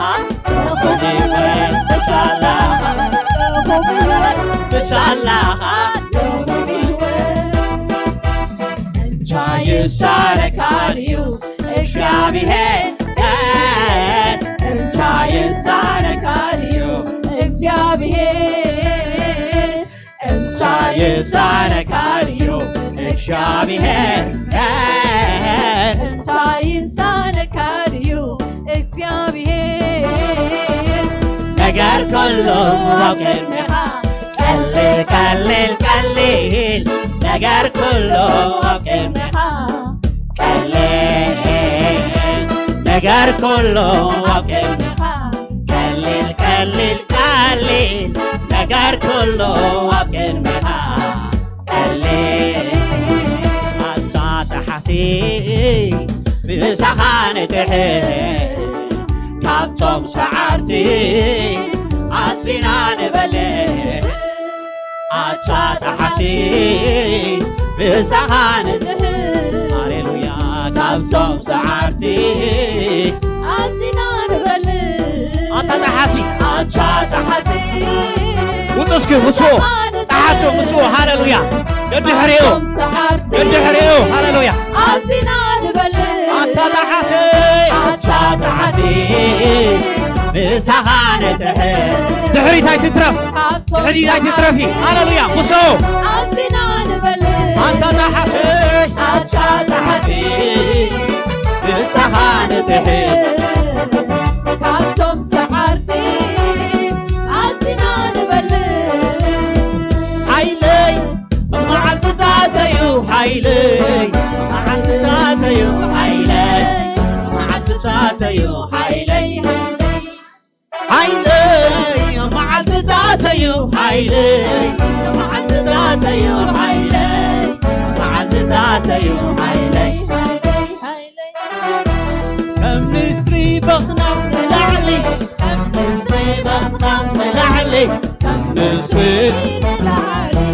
ከም ንስሪ ንዑ ሒዝኩም ውፁ ሙሶ ንላዕሊ ሃሌሉያ ከም ንስሪ ከም ንስሪ በኽናፍ ንላዕሊ ከም ንስሪ በኽናፍ ንላዕሊ ከም ንስሪ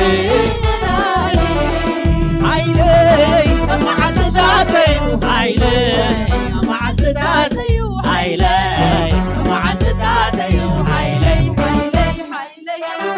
ሓይለይ መዓልትታተዩ ሓይለይ ሃሌሉያ ሓይለይ መዓልትታተዩ ሓይለይ ኢፈት ተወጋየ ኢፈት ተወጋየ ንስኻ ንስኻ ፈቃር ኣምላኽ ኢኻ በይንኻ በይንኻ ምሕረተኛ ኢኻ ንስኻ ንስኻ ፈቃር ኣምላኽ ኢኻ በይንኻ በይንኻ ምሕረተኛ ኢኻ ኢፈት ተወጋየ ኢፈት ንስኻ ንስኻ ፈቃር ኣምላኽ ኢኻ በይንኻ በይንኻ ምሕረተኛ ኢኻ ንስኻ ንስኻ ፈቃር ኣምላኽ ኢኻ በይንኻ በይንኻ ምሕረተኛ ኢኻ እስኪ ብጣቕዕት ምስ ሙዚቃ ሃሌሉያ ነዚ ፈቃር ኣምላኽ በይኑ ፈቃር በይኑ በይኑ ሃሌሉያ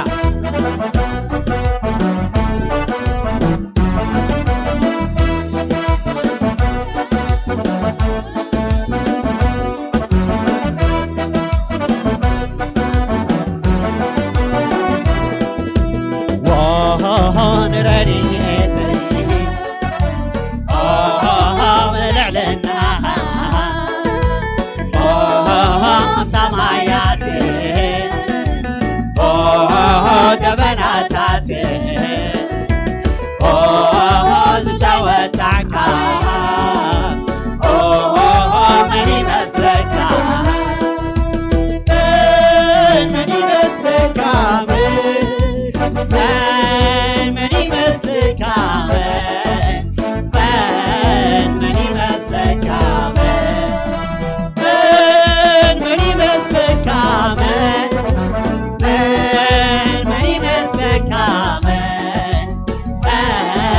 مني مسلك بالصحي قبلكني أرمنيو بالصحي قبلكني أرمنيو صحي بالصحي قبلكني أرمنيو مسخة مسخة بالصحي قبلكني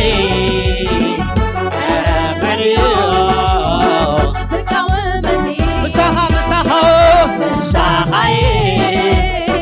قبلكني أرمني سرحي كله سرقايو تربي البنم مسكنك ኩሎ ዘሪካዮ እፍብውን ኢልካዮ ተረፈ ያልባንሞ መስግነካ መስግነካ ኣለኹ መስግነካ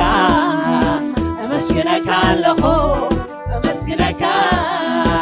መስግነካ ኣለኹ መስግነካ መስግነካ ኣለኹ መስግነካ መስግነካ ኣለኹ መስግነካ መስግነካ ኣለኹ ብጣቕዕት እስከ ሃሌሉያ መስግነካ ኣለኹ መስግነካ መስግነካ ኣለኹ መስግነካ መስግነካ ኣለኹ መስግነካ መስግነካ ኣለኹ ይውሰዶ በይኑ ሃብዎ ይውሰዶ መስግነካ ኣለኹ ሰይ ሰይ ሰይ መስግነካ ኣለኹ መስግነካ መስግነካ ኣለኹ መስግነካ እባርኸካ ኣለኹ እባርኸካ ሃሌሉያ እባርኸካ ኣለኹ አሜን እባርኸካ እባርኸካ ኣለኹ እባርኸካ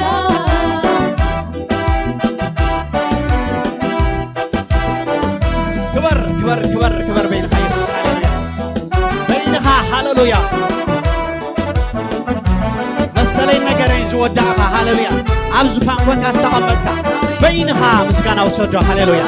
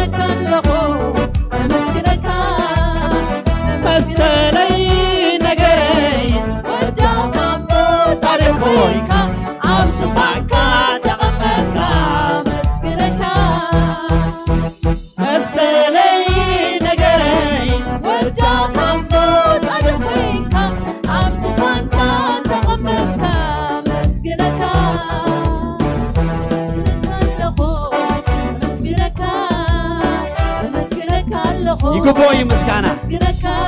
ይግባው ምስጋና ይግባው ምስጋና ይግባው ምስጋና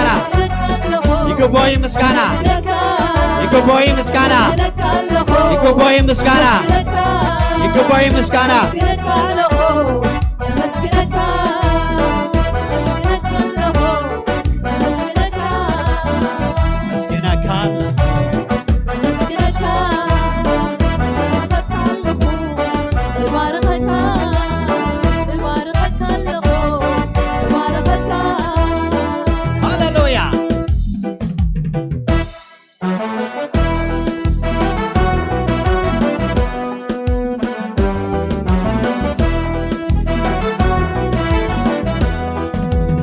كله خفيف كايو عبد مسأل زازيم كايو زي تخطر يلبون مو يمسكنك زبل هاليلويا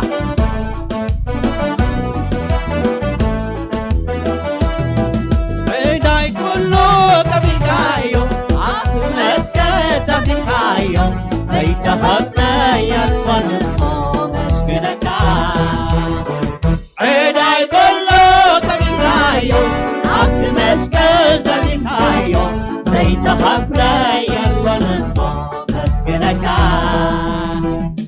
مسكنك اللخو مسكنك مسكنك اللخو مسكنك باركك اللخو باركك باركك اللخو باركك مسكنك اللخو مسكنك باركك مسكنك اللخو مسكنك باركك اللخو باركك مسكنك اللخو اسكي بداقعت كلنا حساب مسكنك مسكنك اللخو مسكنك دوما قطعت هابيل نقولها زخو مسكنك مسكنك اللخو مسكنك مسكنك اللخو مسكنك باركك باركك اللخو باركك باركك اللخو ودسك ودسك اللخو ودسك ودسك اللخو ودسك هللويا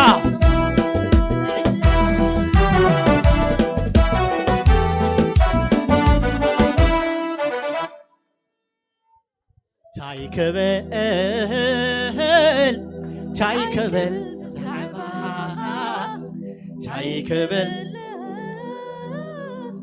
چای کبل تمسكن چای کبل چای کبل بزعبا چای کبل انا چای کبل تمسكن چای کبل چای کبل بزعبا مسكانة تراي زلنا عاداو كامل عال تراي زلنا هاللويا وعلت كابوزوح محرت كابوزوح سلام كابي وتنا بزيحو قسنت كابي وتنا بزيحو تمسكن نبلا لنا كما خزبلا يلن كنا تخنوت حلوها بزيحلنا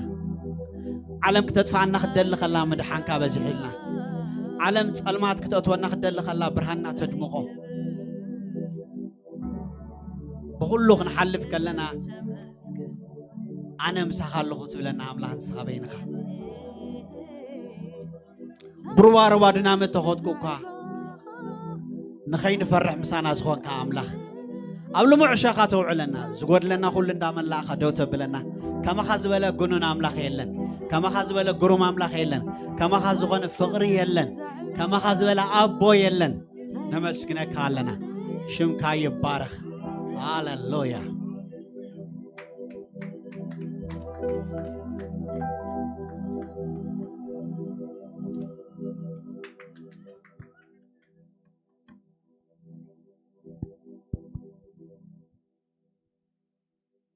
كبرنا أملاخ يخون كوف كنبلينا نبيت أملاخ نكوا بدحان متاكم እግዚአብሔር አምላክና ሰናዩ ወዶ ሰለስተ ሰንበት አይራኹኹምን ጋጣሚ ገሸ ስለዝነበርኩም ካልኦቱን ገሽኩም ዝነበርኩም ካዕድሓን መጻኩም ዌስት ኮስት ዳላስ ተፈላለየ ቦታ ክብርና አምላክ ይኹን እግዚአብሔር ሰናዩ እግዚአብሔር ንሳሙኤል በቃል እግዚአብሔር አብሽሎ ይግለጸሉ ነበረ ዝብል ቃል ይናሎም ሒዝና በጸሎት ጀሚርና مجلات قالوا يبرهلنا ودو እግዚአብሔር كل ساعة دلويو لبنا يزدلي نا እግዚአብሔር حساب اب لبنا عوت كمص زخل دما نحنا دلوات كوينا እግዚአብሔር كنبهغو خندليو خلنا نابت برختين خنديب فقارنا خنبو خلنا امو እግዚአብሔር አምላክ لبنا يدالو كبرنا አምላክ ይሁን ጥዑም ጊዜ ነርና በጸሎት ጀሚርና ጎይታ ብርኽ ብልኪ ሰላም ሐብትና የሳብ أملخون تساتيفا مزمران እግዚአብሔር አምላክ ይባርክኩም ጸጋ ይብዛሐልኩም ክብርና አምላክ ይሁን ክንቅጽልዩ መደብና ሮበዕ ናይ ጸሎት ጊዜ አለና ሽድሽተን ፈረቃ እንድጅምር ምስኻር ተደይ ኮይኑ ኩላህና ንፈልጦይና ግን ንልብና እግዚአብሔር በዓሉ ይተንክፎ የልዓ አሎ ጽቦ ጊዜ ነርና ሮበዕ ጽቦ ጸሎቲና ጸሌና ጾር ህዝብና ሒዝና ጾር ርእስና አራጊፍና باهيلنا بأملاخ تباريخنا أنا وزينا موني زي صلوت حيليو كم تقال إجابير زبلنا نإجابيرن نحيلون دلائي تبلنا حيل أملاخ دما بصلتنا خنعتق نخيل موني كتابعكم دلي ربع كل ساعة أتوم بزتعملنا كنمتص منتان سنبت ساعات كندينا نجمر ساعات عسرت إجابير قديمو يبزبوت هذا قديمو يبزبوت هذا نحنا دما نإجابير كنركبه ددحري خنصعب أجوهم كلكم دلي ساعات عسرته نابز بوتازي كنمتص كانتم أبت إجابير زلوا لبنا خبه كل إجابير دما دقلصنا كبرنا أملاخ يخون كلمة تنبهت زلني هاجراوي صومن صلوتن ببع عمتو أب سبتمبر جبريو إجابير دما تحساسي بنات مالو ربعون ناي صومن صلوتن ببيت كريستيان كتحاز إذا حسب متجنرو جنتا عمتاي ناي صومن صلوتن سلدر كبتنا بو حنساب كن جبرائنا موني كاب سبتمبر حدا جميرنا نحدا صومن كساب نخلو ملو معالتيخون فرق معالتيخون كسابتي أملاخ حيل ذهبنا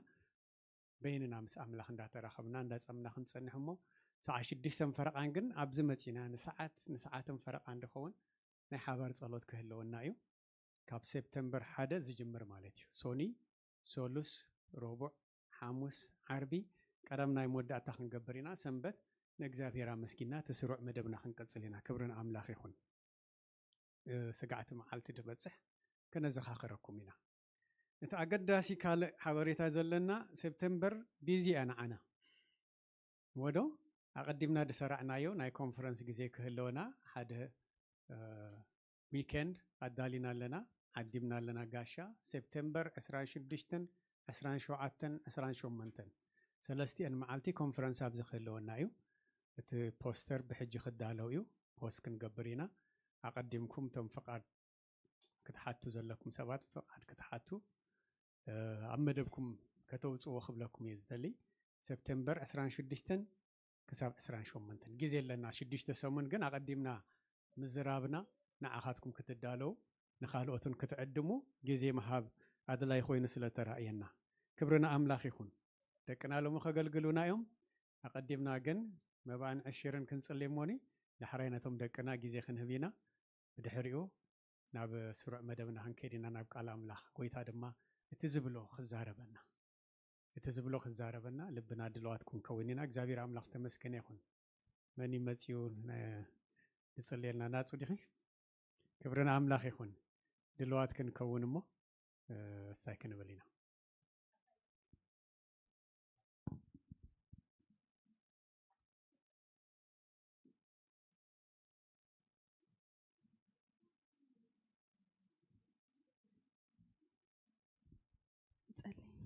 قويتانا مسكنا كالنا زابير أملاخي تبارك تمسكن بزرف دزي نبيت أملاخ نخيد مسبول نستحقوس كيلو أبيت أملاخ حقوس هلو أبيت أملاخ فوسلو هاليلويا زابير أملاخنا كابت زبارك كنا دم حجنا بيت كعزنا متينا لنا نسخة دم أبزيح كاختبارخو بشميس نتلنا قويتانا السنة ديس دير خو دخل دم زابير أملاخي لجنا قزلو دم نسخة اختردهم بشميس كريستوس نتلنا زابير أملاخي تبارك تمسكن آمين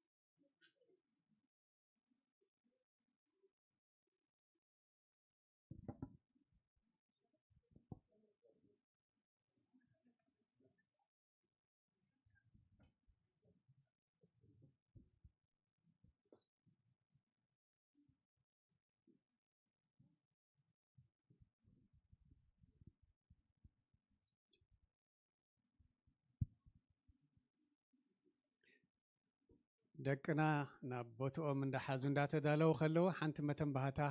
ካብ ደቂ ኣንስትዮ መፅያህንላ ሓበሬታ ንዓ ክነግረክን ክብርና ኣምላኽ ይኹን ካብ ሶኒ ክሳብ ቀዳም ሰዓት 7 ፈረቓን ዝጅምር ናይ ቴሌ ጸሎት ብቴሌፎን ናይ ደቂ ኣንስትዮ ካብ መዓስያ ትጅምር 8:25 ክሳብ 30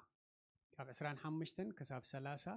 بتليفون ساعة 7 فرقان زجمر كم قال أملاخ كم تفقد أملاخ زبلنا كنصنحنا أنتو حدا ساعات فرقان وكل ساعات كم فقادو كنصنحنا موني حبرانا بلالوا ناي دق انستيو زي دق انستيو صومن صلوتنيا صومنا كنصنح بحبار جن اب تليفون ساعة 7 فرقان كنراخب تبلالا استير موني اذا متنباتا فايبر ولا تقعلوا تناتكنون تقعلني خي جن كتتحبابر امنتان ابيت كريستيان كنجر الله سلازلتيا دك انستيو املاخ يباركن بصلوت الساعتين نزبرت كريستيان دو ابيلنا ازلوا موني اذا صغازي دما مليسو خوس خلنا እግዚአብሔር مليسنا نمعقبنا الله كبرنا املاخ يكون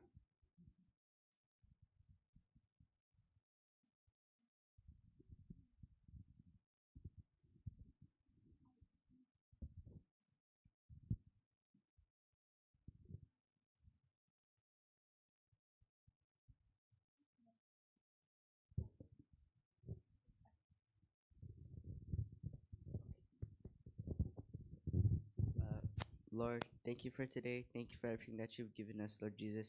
Lord Jesus, we just pray that you can please help. Lord Jesus, we just pray that you can please help us sing great and help us remember our verses. And please let us do good today. Thank you for everything, Lord Jesus. Thank you for blessing us with everything. We love you and we thank you. In Jesus' name, I pray, amen. Proverbs 3:5-8. Trust in the Lord with all your heart and lean not on your own understanding. In all your ways submit to him and he will make your paths straight. Do not see wise in your own eyes. Fear God and shun evil. This will bring health to your body and nourishment to your bones.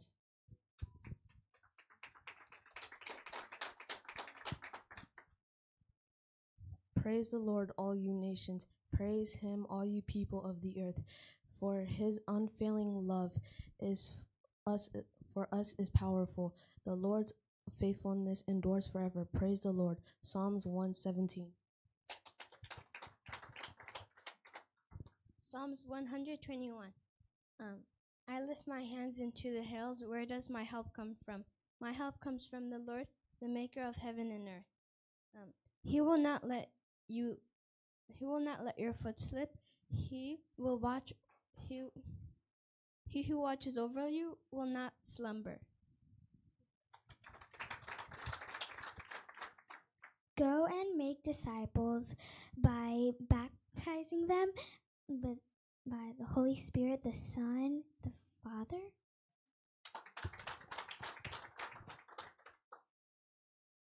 Ephesians 4:13. For I can do all things through Christ who strengthens me. 1 Peter chapter 3 verse 8-17. Finally, all of you be of one mind, have compassion for one another, love as brothers, be tender-hearted, be courteous, not returning evil for evil or reveling for reveling, but on the contrary, blessing, knowing that you may inherit a blessing. He who would love life and sees good days, let him inherit his tongue from evil and sees good days. Let him turn away from evil and do good. Let him seek peace and pursue. Let in the eyes of the Lord are on the righteous, for his ears are open to prayer, but the face of the Lord is against who do evil. Who is he who do evil? Who is he who will harm you if you will become followers of what is good? Even though you should suffer for the righteousness' sake, you are blessed. Do not be afraid of their threats, nor be troubled, but sanctify the Lord God in your heart. Always be ready to give a defense to the people who give you a reason that you have hope that is in you. Meekness and fear are inconvenient, that as the evil doers are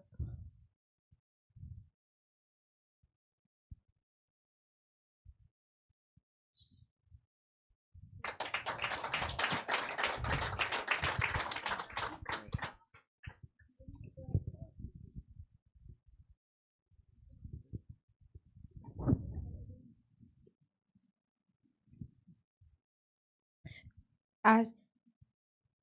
they bless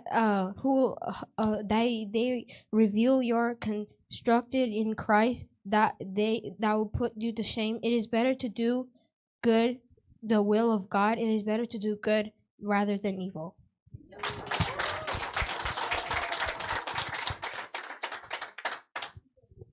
James chapter 1 verse 19 to 21. Know this, beloved brothers, let everyone be quick to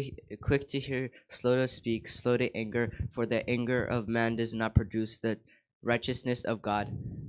Therefore, put away all filthiness and rampart wickedness, and receive with meekness the implanted word, which is able to save you.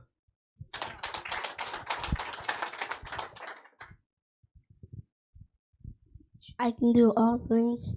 through Christ who strengthens me.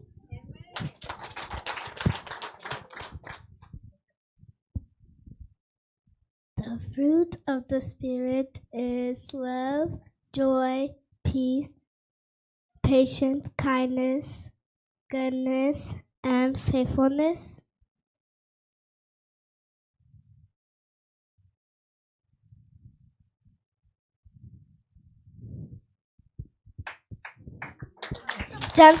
Gentleness, self-control, and against such things there's no law.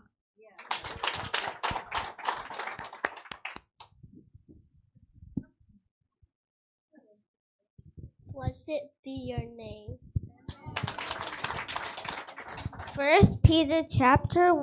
2 verse 1 to 10. Therefore, laying aside all malice, all deceit, hypocrisy, envy, and all evil speaking, for newborn babe desire the pure milk of the word, that you may grow thereby. If indeed you have stated that the Lord is gracious, coming to him as to a living stone, rejected indeed by men, but are chosen by God and precious, you also, as living stones, are being built up a spiritual house, a holy priesthood, to offer up sacrifices that are acceptable through Jesus Christ. Therefore, it is also contained in the scripture, Behold, I lay in Zion a chief cornerstone, elect, precious, and to those who believe on him will by no means to be put to shame. Therefore, if you have tasted he is gracious, but to those who are disobedient, the stone which the builders rejected has become the chief cornerstone, and a stone of stumbling and a rock of offense. They stumble, being disobedient to the word to which they also were appointed. But you are a chosen generation, a royal priesthood, a holy nation, his own special people, that you may proclaim the praises of him who called you out of darkness into his marvelous light. Wait.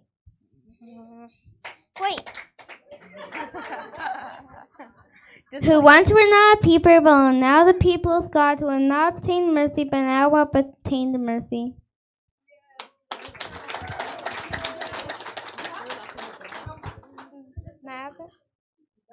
Yeah. Remember last time you said the same thing? Wait, I'm not done.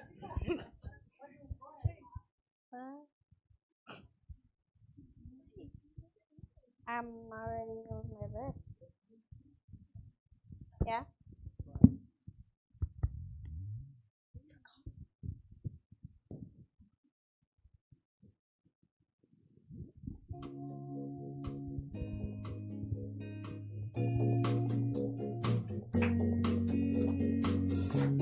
Blessed be your name in the land that is plentiful, where streams of abundance flow. Blessed be your name. Blessed be your name when found in the desert grace, the rocks through the wilderness. Blessed be your name. Every blessing you pour out to praise. When the darkness closes in, Lord, still I will say, blessed be the name of the Lord. Blessed be your name. Blessed be the name of the Lord. Blessed be your glorious name. Blessed be your name when the sun's shining down on me, when the world's all as it should be. Blessed be your name. Blessed be your name on the road marking suffering, living in the offering. Blessed be your name. Every blessing you pour out, turn back to praise. Then darkness closes in, Lord, still I will say, blessed be your name of the Lord. Blessed be your glorious name. Blessed be the name of the Lord. Blessed be their glorious name. You give and take away. You give and take away. My heart will choose to say, Lord, blessed be your name.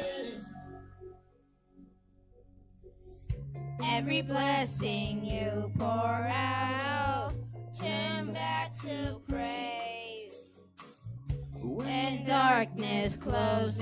in, Lord, still I will say, blessed be the name of the Lord. Blessed be the name. Blessed be the name of the Lord.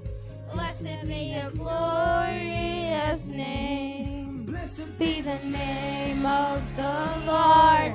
Blessed be the name. Blessed be the name of the Lord. Blessed be your glorious name. You give and take away. You give and take away. My heart will choose to say, my blessed be your name.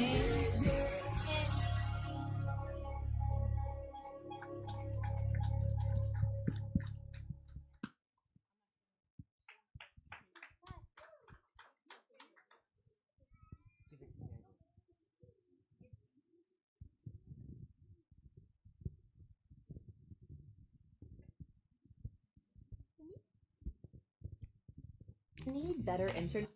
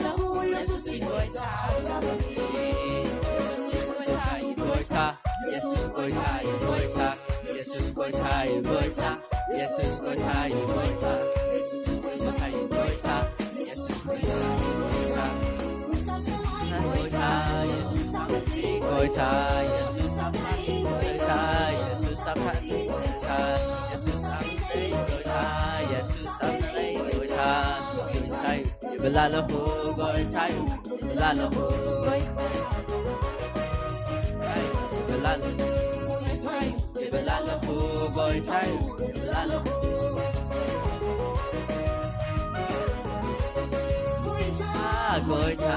goita, goita, goita, goita, goita, goita.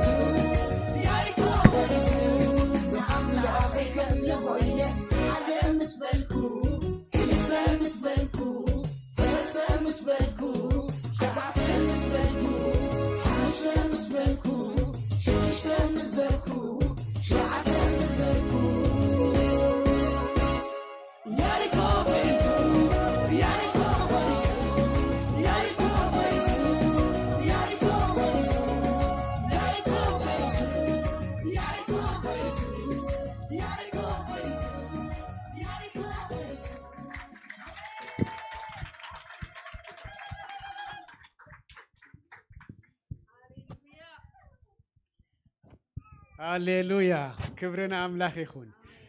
እስከ ኩላህና የእዳውና ልዒልና ነዞም ደቅና ክንባርኾም ሓደ ነገር ይረኣየኒ ቀረባ ግዜ እዩ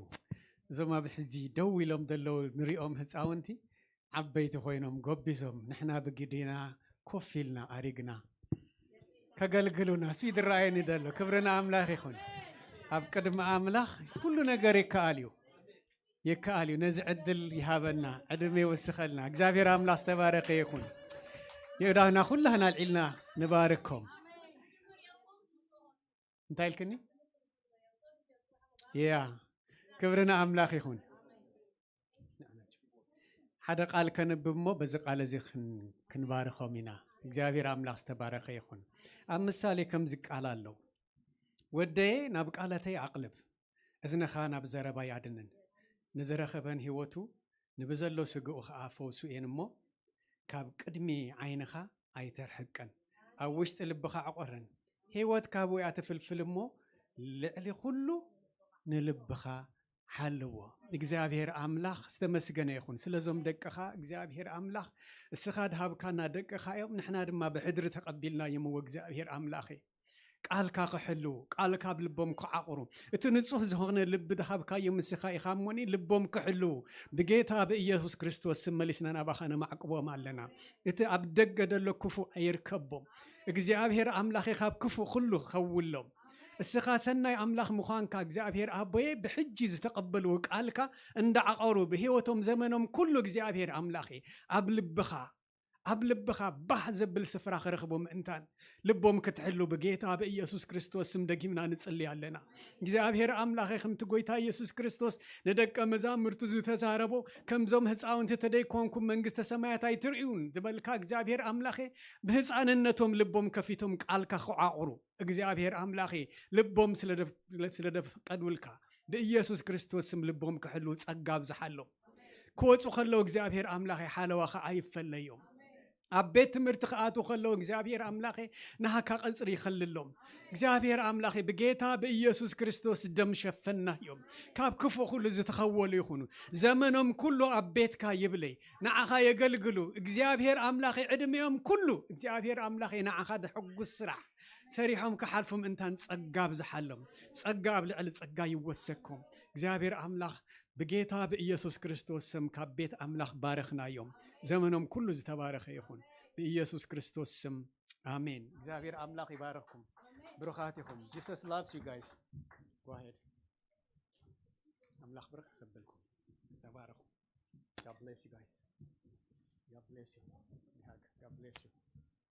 God bless you God bless you yeah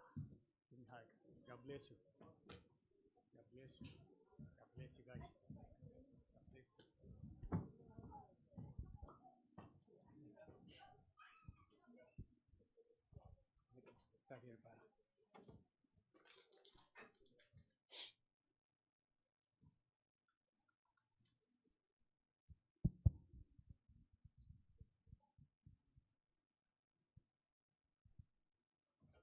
هاليلويا بساعتنا إنا دلنا كبرنا أملاك يخون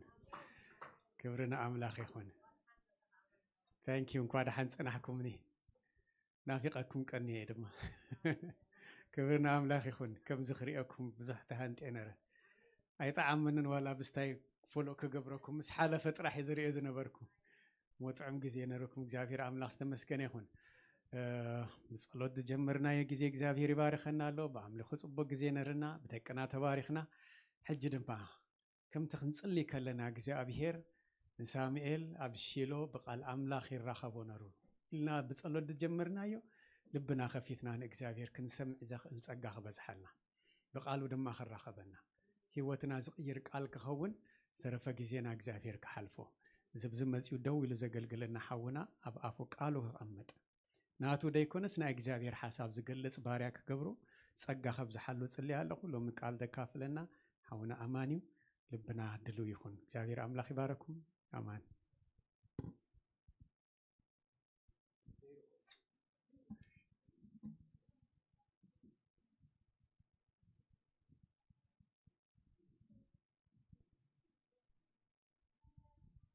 እግዚአብሔር ይባረክ ጎይታ እሙንዩ ሁሉ ነገሩ እግዚአብሔር ደግሞ እንዳረዳና እንደገና ደግሞ በኋላ ጊዜ ደግሞ ናይዚ ክቡር ዝኾነ ቃሉ ክንከፋፈል ኣብዚ ስለዝረዳና ጸጋ ስለዘብዝሐና ክብር ንጎይታ ኢየሱስ ይኹን ከመይለኹም ከመይሰንቤትኩም ኩሉ ሰላም ዶ እግዚአብሔር ይባረክ አሜን አሜን አሜን ሎሚ ድማ እግዚአብሔር እድል ሂቡኒ ቃል ከካፍለኩም ሃብሲ መጽየለኹ ኣብ ልበይ ወብዙሕ ነገር ጎይታ ቀሚጦ ስለዘሎ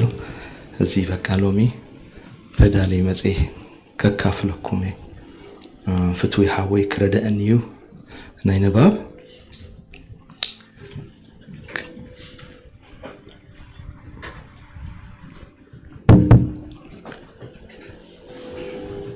እግዚአብሔር ይባረክ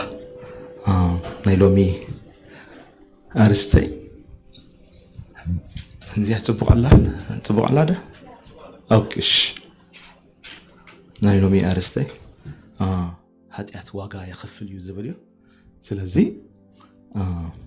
አውበል ይብሉን ነው አው ክብር እግዚአብሔር ይባረክ ሎሚ ነሪኦ ሐሳብ ወይ ክፍለ ናይ ሶቆቃው ኤርሚያስ ምዕራፍ 1 ምዕራፍ 2 ካብኡ ወሲድና ክርኢና ቅድሚ ኣብ ንባብ ምምኻርና ስለቲ ትሕዝቶ ናይ ሶቆቃው ኤርሚያስ ክነግረኩም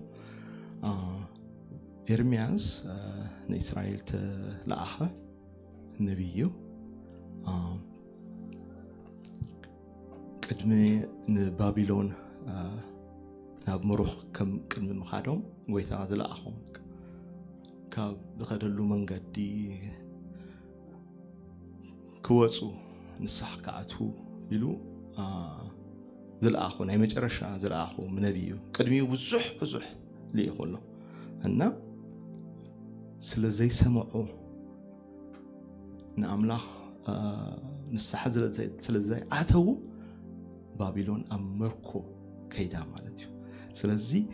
ሶቆቃው ኤርሚያስ ብኣሙሽተ ምዕራፋት እቲ ሓረር ዝብሎ ተሓዘኑ እቲ ዓብይ ዝኾነ መኸራ ኣብ ኢየሩሳሌም ዝበጽሓ ብግጥሚ ገይሩ ጽሒፍዎ እዩ ስለዚ ኣሙሽተ ምዕራፋትን ምዕራፍ 1 ምዕራፍ 2 ምዕራፍ 3 4 5 እንትንድሕሪናዮ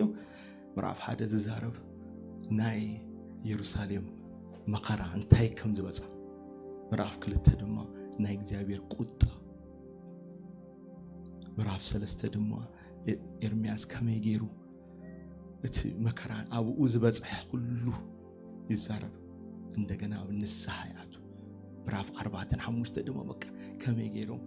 ናይ ንስሐ ጸሎት ከም ጸሉ እዩ በቃ እዚ ዝዛረብ በጣም ዘሕዝን ነገር እዚ ሁሉ ድማ ዝመጸ ብሰዓባ ኃጢአት እዩ እዚ ዓቢ ነገር ክሪ ሎሚ ስለዝደለኹ እሞ ቅድሚ ምንባብና ቅድሚ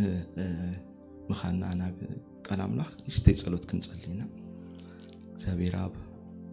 ነመስግነካ ለና ንባረኸካ ተባረኽ ብኩሉ ነገር አቦ ሎሚ ድማ ከም ሓድሽ እዚ ቃልካ ንዓና ክልውጠና ንዓና ከምህረና ንዓና መንገዲ ክትሕዘና ክትረዳእና ጸጋ ክትብዝሐና ንጽልለና አቦ ብኩሉ ነገር ሽምካ የተባረኸ ይኹን ሓንቲ ነፍስ እንኳን ካብዚኣ ከይተመሓረት ከይትወጽእ እዚ ድማ ንዓይም ይምልከት እዩ አቦ ብኩሉ ነገር ተባረክ ጊዜና ተረከቦ በኢየሱስ ስም አሜን ፍትው ሓወይ ሶቆቃው ኤርሚያስ ምዕራፍ 1 ካብ 1 እስካብ 5 ናይ ጓሂ ኢየሩሳሌም አንብበና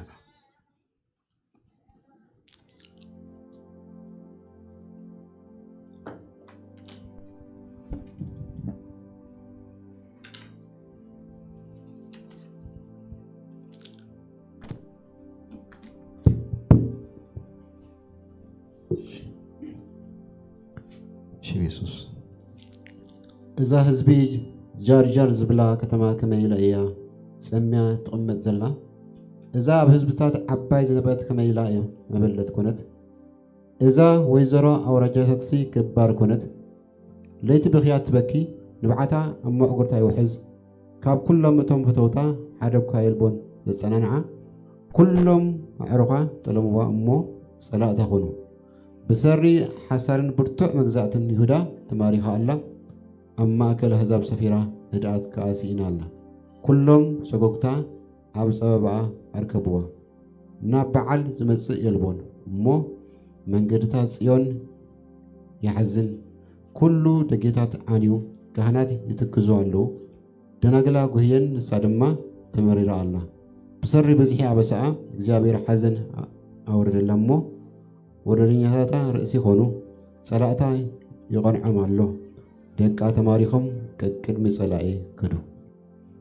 አሜን እዚ ድራናዮ ኣብ ኢየሩሳሌም ዝበጽሕ ነገር ማለት እዩ ንጉስ ዳዊት ንወዱ ንሰለሞን ንግስኑ ሂብዎ مسكده دقتات سلمون دما إسرائيل نخلت تكد جمع غيرهم ما مالتي جربوهم زبال أسرت نجد حزو ناي سمين إسرائيل سمين أوي منجست مسريتو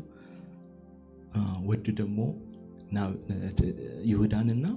بنيامين حزو دما ناي دبوب يهودا زبال عدي حزو خيرو كلت عدتات كوينه مالتي املاح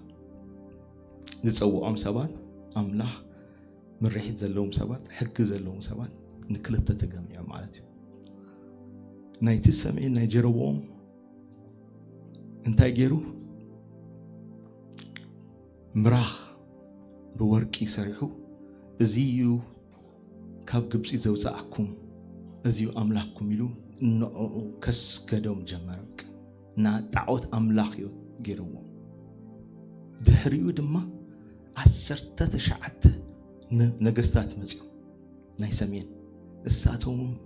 بق بزي بتعوت أملاخينات كيدو كابو قدم يسوع كريستوس منسو شعت ميتين اسران كلتن እግዚአብሔር ጽዋኹም መሊኡሎ ይሉ አሰራውያን መጽዮም ናይቲናይ ሰሜን ክፍሊ ድምጥ ማጥዋውጽው ዝቀተል ቀቲሎም ዝእሰር አሲሮም ኩሎም ንባርነት ይዞሞም ከይዱ በዚ ሸኸን ድማ ናይ ደቡብ ናይ ይሁዳ መንግስት ቢንያምንና ይሁዳን ሒዞም ዝመርሑ መንግስታት بريبوهم زبهم ود نجوس بقو أبيلهم دمو عسرت تشعت منجستات زأكل كبعتهم شمون تترحيهم أملاخ زملخو زنبرو كانوا أبتعوس نيرهم سو كلتيهم أبتعوس أملاخ النتاتي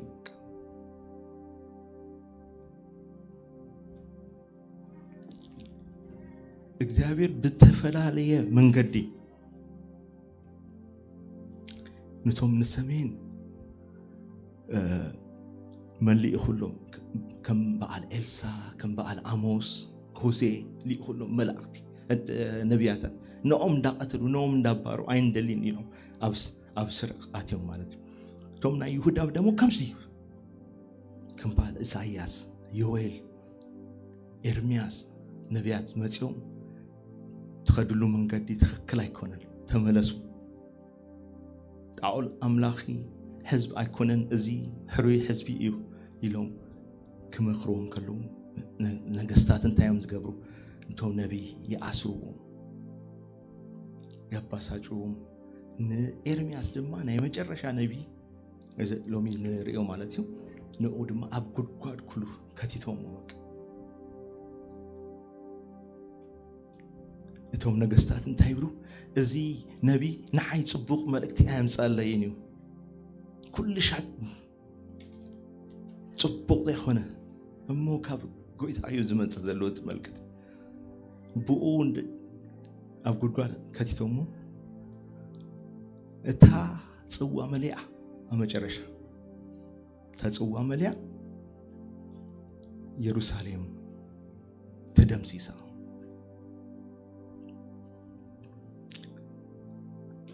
بطعمي زقرمي قويتا زحاريوم سوال قويتا حق زهابهم سوال قويتا بستنسخاتكم مسيح زمص السبات تباهيلهم زياتهم كن اب كالئ ነገር ስለዝነበሩ ኣብ ጣዖት ኣምላኺነት ስለዝነበሩ ጎይታ ጽውኦም ምስ መለአ ደምሲስዎም ኣብ ህዝቢ መሊኣ ዝነበረት ከተማ ከመይ ኢላ ሰብ ዘይብላ ተረፈት ኣብ ማዕከል ህዝብታት ዓብይ ዝነበረት ህዚ ከመይ ኢላ መበለት ኮነት بحاتيات يوك أملاخ مس حاتيات در يبلون أملاخ نايقدسنا أملاخ حريوم كلو ناتو خلو حقه ووم كلو مقدس هيوم كلو أبت مقدس هلونو خلو تصوّعهم تلزمنا ليروساليم دمت مات أوتيوا انتينا نري ويتا أفكاريم اندقنا زبالع حسات كم زخونة إنا نري تأكاين أملاك كم زخونة بتوناتو منقد منم دردر يبلون بتزعزاتي تخدكم كتبارخو يخم زبالهم سوا كن ديجي زي أب تعوت آتيوم كدمزي أوصيوهم ندقنا يأتوا أبتعوت ندقنا كوصوم كن ديجي زي موكرة نقر الله أما جرشا كنت سووا عمليو يروساليم تدمسي سامعرتي فتوحة واحد ندقنا تنبب الليخا سكوكا إرمياس كلاي مراف كاب حدا سقاب شدشته اكزابير قبل علي يروساليم زوردو معه مقصفتي كما يلو كون اكزابير بقرؤو نقال سيون بدمنا أقول بابا لكبر إسرائيل كاب سماينا مدري دربيو بمعالتي قطعوه خان دكان أقارو أي ذكرن اكزابير نخلو محضر يعقوب زي محرته وحاتو بقطعو نحردتات قال يهودا أفرسو أحمد مدو منجستن مسافتن كأ أركسه بتي جهور قرؤو دما نخلو قرن إسرائيل سلعه كاب سلعه كأ نمانتو ملسا كمتي نخبابيو زغل مز هل تحوي نياقوب موخ أبولو كم سلعه كستو قتره كم ودرنيا يمانو على نعيني زبهق زبله قتله عبتي دكان قال سيون ندرو كم حوي كعوة እግዚአብሔር كم صرع يخونه نسرائيل وحاته نخلو عدرشتا وحاتو نعردتاتا أفرسو أب قال يهودا خاء واينو قزمان أبزحه دكان كم أتخلتي منقوسه نسفرا مأكبيو أفرسه እግዚአብሔር أب صيون نبعالن سنبتن أرسعو بخورا ندروون ننقسن نكهنن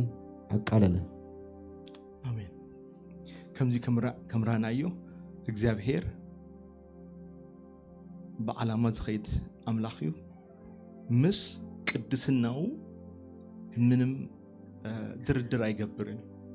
حواتي تقدسو يلو مرزقهم سبات من قد زرعيهم سبات هك زهاهم سبات أب تعوت أملاخنت دق زبل عوت أملاخنت آتيهم سلزنبرو سلته زعززو أمزاز سلزينبرو إذا كل ما عاد أبعتهم أورده نايجزابير قطة وريدو كم تخلي نقلا يبل حدا جزي أتخلت كنسرح أو جزاء قلمنا حدا جزي نبونكر ويكون زي دلي نجر بقى كل نجر نلعله كم أيو بقى بونكر وامك كم أتاكلت زي دلي أتاكل بونكر وامك إت مقدس إت السو هلونا زلوا مقدس جزاء قويت هاي زي اللون تحي جبر نقلوه እግዚአብሔር ዘይብሉ ቦታ ጎታ አይረክ ክብር የበሉን በቃ ከም አረም ነቂልዎም ንበዓል ሰንበት ከም ዝርሳዕ ገበር በቃ ሰንበት ዝክበረሉ መስዋዕት ዝክበረሉ በቃ እሱ ራሱ እዚያም ሰባት ምሳይ ህብረት የብሎምን በቃ ከገብሩ አይክሉን መቅደስ እንድህር ዘለ መስዋዕት የለን ከገብሩ በቃ ሳትኩ ምሳይ ህብረት የብልኩ ወረድልና እንድህር ራዮም አሕዛብ እትዮም ወረርቲ ባቢሎናውያን ኣብ መቅደስ ኣትዮም አንዲሮምሉ እንደገና አብተخفል እንታይብል ጎይታ አቤለኻ ኢሎም በቃ እዚ ሪጀክት ዝገበርዎ በቃ አይንደለካን ዝበልዎ ሰው እንደገና በቃ ይጽልዩ በቃ አብተመኸራምኹም ጎይታ ግን አይሰማዕኩም እኔ ኤርሚያስ ስቆቆ ኤርሚያስ ምዕራፍ 3 እንደርኤናዩ አነኮ ጸልዬ ነሬ በቃ እዚ ሁሉ ከይመጽ ጸልዬ ነሬ ይብሎ ምስ ጎይታ ይሟገት በቃ ደስ ዝብል በቃ ምስ ጎይታ ዘሎ ግልጽ ዘሎ ከምዚ ጌርካኒ እንዳበሎ መኸራ አቲናኮ ጎይታ ዝብል ኣብ ስቆቆ ኤርሚያስ ጥራይ በቃ አንቢቤ በቃ ይሟገቱ ንጎይታ በቃ ከምዚ በጽሕን ጸልዬ እኮ ነሬ እዚ ሁሉ ሰብ ከይኸይን እዚ እስኻ ከይትጸልየሎም ኢልካኒ ይብሎ ንጎይታ ከመ ይብሉ ቅድሚ ባርነት ምዃኑ ከይትጸልየሎም እዚያቶም ሰባት ፍርዶም በጽሕሎ ኢልዎ ኣብ ኤርሚያስ መጽሓፍ ኤርሚያስ ኢና ንረኽቦ እዚ ከጽልየሎ በቃ ጽውኦም መጽዩሎ መልዩሎ ናይ ፍርዲ ከድካን ኢኻ ንገሮ ናብ ስደት ክትኸዱ ኢልካይ ንገሮ ኢሉ ሰዲድዎ ሳቶም ድማ ወቂዖም ጻፊዮም ኣብ ጉድጓድ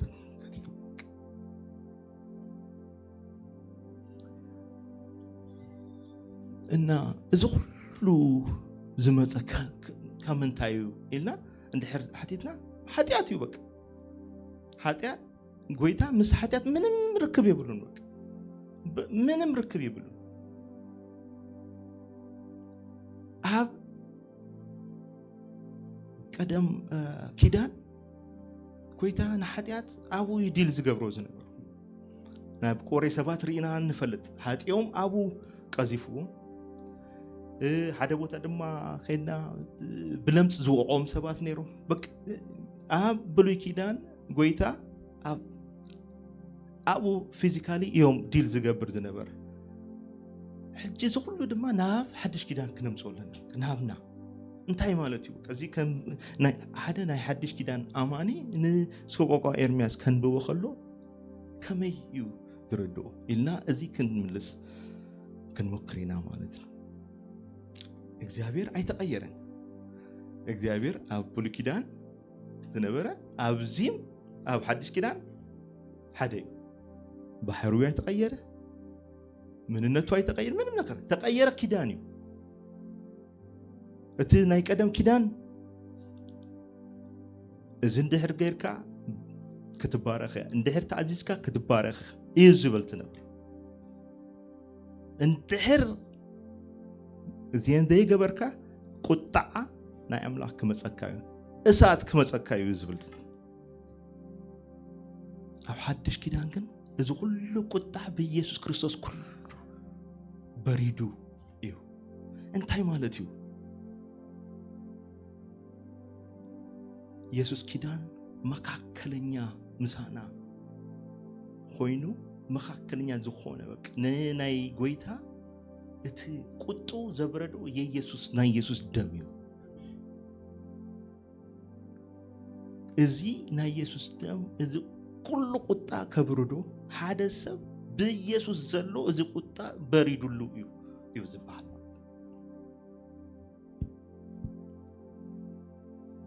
እሞ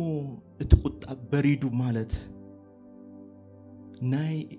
እግዚአብሔር ቅድስና ተሪፉ ማለት አይኮነ ስለዚህ ኣብ ብሉይ ኪዳን ዘሎ ሰብን ኣብ ሓዲስ ኪዳን ዘሎ ሰብን ክልቲኦም ብሓደ እዮም ዝድሕኑ ብእምነት እዩ بأمنت تدهان سب دما كاب قويدا ملاش يدلي وك بهيوتو ملاش يدلي وك سلازي عاب بلو كيدان زنبرا اكزابير بحريون دتي تغيره عاب حدش كيدان مزيو اكزابير فقري ترحيو إلنا كن سبخ عين خلينا وك فقريو اكزابير فقريو unconditional فقري لنا كنسبق عين خلينا كمو كنبل خلنا ناي ستة ملأختي نهبا لنا والدي اكزابير فقري هو جن كعلوت بحارياتوت علو قدوسيو مهاريو لو مين زق الله دلنا قدوسيو اكزابير قدوس سلازخونه أب بلوي كيدان كونه أب حدش كيدان مس حاتيات حبرت يبلو مس حاتيات منم نجر حبرت يبلو سلزي ناي إجابير قطع كمين نردو ناي إجابير قطع نردو نخل ناي إجابير قدسنا بدم بيجرنا كنرد كتاب مسترد أنا ناي إجابير قطع كردانا نكذابير قدسنا انتاي مالتي ملعك كريو خلو قدوس قدوس قدوس قدوس ندابلو عينهم شفينو يسجدولو عاب هلوناو منم عينت رايحات نجر زي ركب بيور مورالي بيور كله نجرو نصو مالت قدس مالت عاب اكذابير هلاونا قدسنا منم حتى كركب ايكلن سلزي نا 4 عامت 100 عامت تصبيوهم نبيات اندالاخ قدفو اندابل اما مጨረሻ አጥፊውም ማለት ነው ስለዚህ አብ ሐዲሽ ኪዳን ዘለና ሰባት ዘመን ምህረት እዩ ዘለና زمن نايب حكي حدا سبا خاين تايلو أبولي كدان كوينان نيرنا بقى سنبت ريسا يخوني مقابر وقع تحتي تشرش بيسمنت مقابر بوتا يوزخون نيرو يلوك حجي مهرت ناي مهرت زمن سلازخونه أزي بتعمي كستاي كردانا لو مالت سلازي عاب بولي كيدان بفرحاتنا بمنقطقط يوم تقبلوم ابسيرا ترارا تزي بلوكم تغليصو لهم غويتا سب اسرائيل انتايلو موسى بق اسخا خيد اسخا ازاربو بق بو ناتكا نحنا نسمع انبر بق كتفانا يلوم السقاب او فرحات منقطقط نيروم ناي እግዚአብሔር ቅዱስና እዚህ ወቅ ስለዚህ አብ ሐዲሽ ኪዳን ዘለና ሰባት እዚ የለን ክንብል ድፍረት ኮና ማለት ነው እዚ እቲ ቃል ኪዳኑ በደንብ ስለተረዳና ኸውኒ ኸዲው እንደገና ደግሞ ናይ ቅድስና ነገር በደንብ ዘይተረዳና ስለዝኾነ ናይ ብዙሕ መጥፎ ትምህርቲ ውጤታት እንዳሆና ይመጻሉ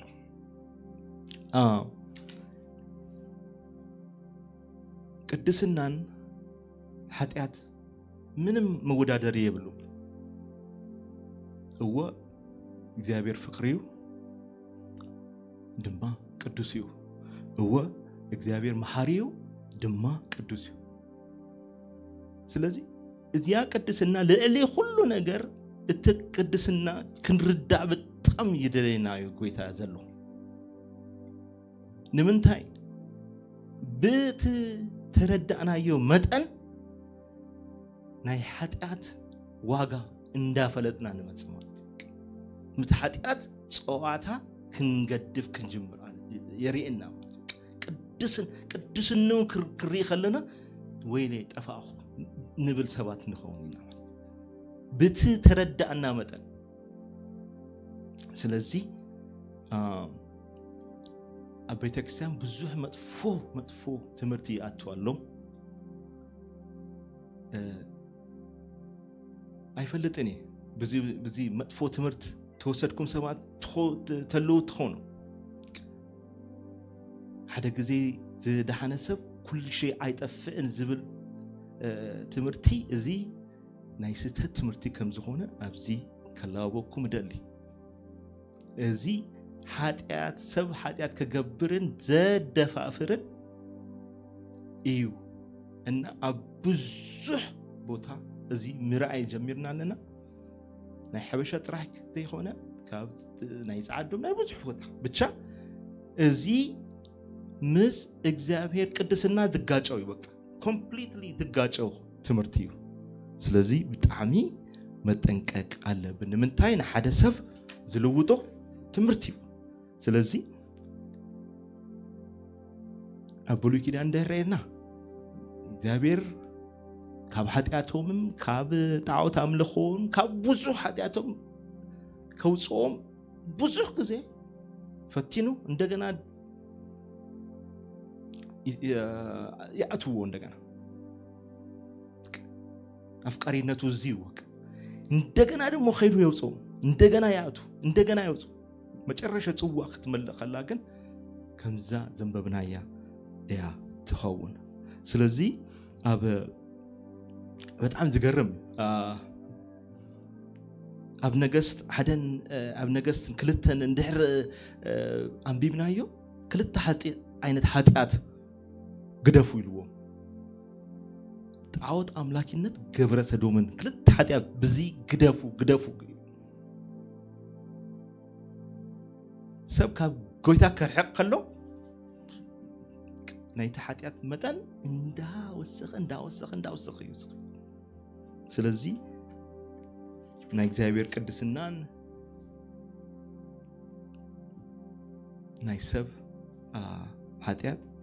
ይጋጨው ይጀምር ማለት ስለዚህ ድማ ሕጂ እሱ ሁሉ ስብከትኮ ንገብሮ በቃ ናዓና ክሪያ አይኮነን ዶ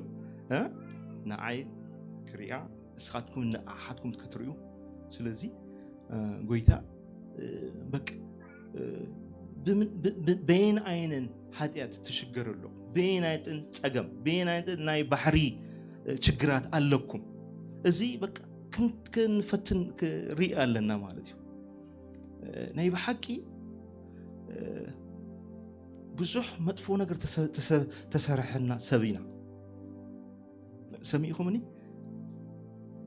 ክንዓቢ ከለና ካብ ሕብረተሰብ ብዙሕ መጥፎ ነገር ተሰሪሑልና ኣሎ بفلتاتم يخون بدا يفلت حجب ናይ ኩልና ባህሪ እንድሕር ሪናዮ ሓደ ጸገም ዝመጸ በቃ ቀደም ካብ ተሰርሐልና እዩ በቃ ቀደም ቆልዑ ከለና ካብ ተሰርሐልና ወይ ቆልዑ ከለና ካብ ንርእዮ ካብ ቤተሰብ ወይ ካብ ሶሳይቲ ካብ ብሔር ካብ ባህል ካብ ኩሉ ብጣዕሚ እዚ ናቱ ውጤት ይናወቅ ኩልና ደሞ ጸገም ዘይብልና ሰባት የለን ጸገም የብለይን እንድሕር ዝበለሰ ዋይ አምላኽ ይርዳካ ይናወቅ እዚ አስብከታ ያዲልካኒና ነፋኒዮ ማለት ናይ በሐቂ ብዙሕ መጥፎ ነገር ተሰርሐን ሰቢና ናይ በሐቂ ባህሪና ውሽጢ ተሰርሐ ነገር ኣብ ግብርታትና ኣብ አእምሮና ብዙሕ ነገር እዚ ውድቀት እዚ ሁሉ ካብ ኃጢአት ዝመጽ እዩ አምላኽ ይፈልጥ እዩ ናብ ጎይታ ክንመጽእ ከለና እዚ ሁሉ ሸክም ሒዝና ኢና ንመጽእ ግን ከምኡ ክንቅጽል ናይ ጎይታ ፍቃድ ኣይኮነን ስለዚ ነፍስና ብዙሕ ጉድኣት ኣለዋ ፈውሲ يدليايو نفسنا فوسي يدليايو استي نفسنا فوسي يدليايو قبل وك نفسنا فوسي يدليايو ناي بحكي نفسنا نفس فوسي يدليايو ناي بحري صيقتات زلونا ناي اساسب صيقتات زلينا ناي بك بزح عينت تزرزركو بزحيو كلتا قلص رخيبه شجرنا ناي كريستيان شجر جن بزين 4 5 سبز شجرلن حبشا في اللاي نشجرلن زين 4 5 ازي دما كم زبالكم عبانا تسرحه سلازخون اجي مقاينت سب تبوك كبر قالو دس زي بلنا خوين فوسي يدلكايو فوسي يدلكيو اهتي نمنتاي قدم تسريحو لنا ابيت سب انتاي يقبرو كبلعايو اندحر زي غورسكاي كبلعايو هاو سو زي بلع اني كبلعاينا نبلع كي تفلطنا قناعات ام حدا يدرو مننا حبرتسب اي بحق كمزي بزح ነገር አለው አብት ባህሪና ተክተኽ ስታይ ትገበር ዘረኝነት ከይፈለጥና ዮ ካብ ቤተሰብ ተማሃሩና ካብ ጎረቤት ተማሃርና ካብ ባህሊ ተማሃርና ከይተፈለጠና ሕጅም በአምላኽ ኮይና ዘረእና ንደሊ ሰባታን በቃ አሌትና ኃጢአትዩ ጎይታ كم زي قبل سو نفسه فوز يدليه عيب حق فوز يدليه عندنا دمو سناي حلينا زي لو زي بلو سب كلنا يزرزرنا حد حموش تطرح سناي حلينا زي بلو سب حد نجار يلكايو بخالي زمل كذا صبا صعدا يلكا انتي كتبل دلي خايخا بقى بخالد لو ونت عمرونا فوسي يدليو ناي بحقي عمرونا فوسي يدليو ونت ينمل اجو اب كلنا زليو ززارب زلو ان فوسي يدليو مهرت زين قبر سبات فوسي يدلينا كلام نخ مهرت زي قبر سب اب ويني بيت تدربه يسف يوزبل اماتيوس انت مهرت دي غبرسف انت ابيو تدربيو امچرشا انت بزو تغيرولوس نيشتي تتغبرلو سب مهرت زي وهابو ابي كيدكم اب ويني بيت سندو ابو انت يالو ناي صرسي ناي حاتيات بوتا مالت ناي سيول مالت او تدربه يسب ناي مهرت زي بلو سب او تدربه يسب اب سيول زلو سو دمو سلام يبلون بقى سونته سلام يبلون حمم كل ነገር በቃ ምንም በቃ ሰላም ዘይ ብሉ ሰብ መህረት ዘይ ገብር ሰብ ሰላም ዘይ ብሉ ሰብ መህረት ዘይ ገብር ሰብ አተለና ኃጢአት እዩ እንደገና ይቅርታ ዘይና ሐትት ሰባት ደማ كيغاغيرنا يقرتا زين حتى تسوا السم حطياتي غودينا يقرتا كنبلانا نسبح يقرتا كنبلانا እንደገና نسح كنአቱ ኢየሩሳሌም እኮ ዝጠፈት ንስሐ ስለዚህ አትወት እዚሁን ሁሉም ነቢያታት ተልእኾምና ንስሐ አትያኔራ እዚ ሁሉ አይመብጽሕ مستفو مستبتاتنو يوم نسح اتاو جميرهم ترديو تقبرهم سلهزي بزح كنصحف نخينا املاح زدلينا اتن شجراتنا حموش تدين 10 تدين كنصحفا يدينا كنسرح لنا ابتا ችግር كنسرح يدلي او تحمش اي ነገር كخما حميد ناي ኢትዮጵያዊ ደራፋይ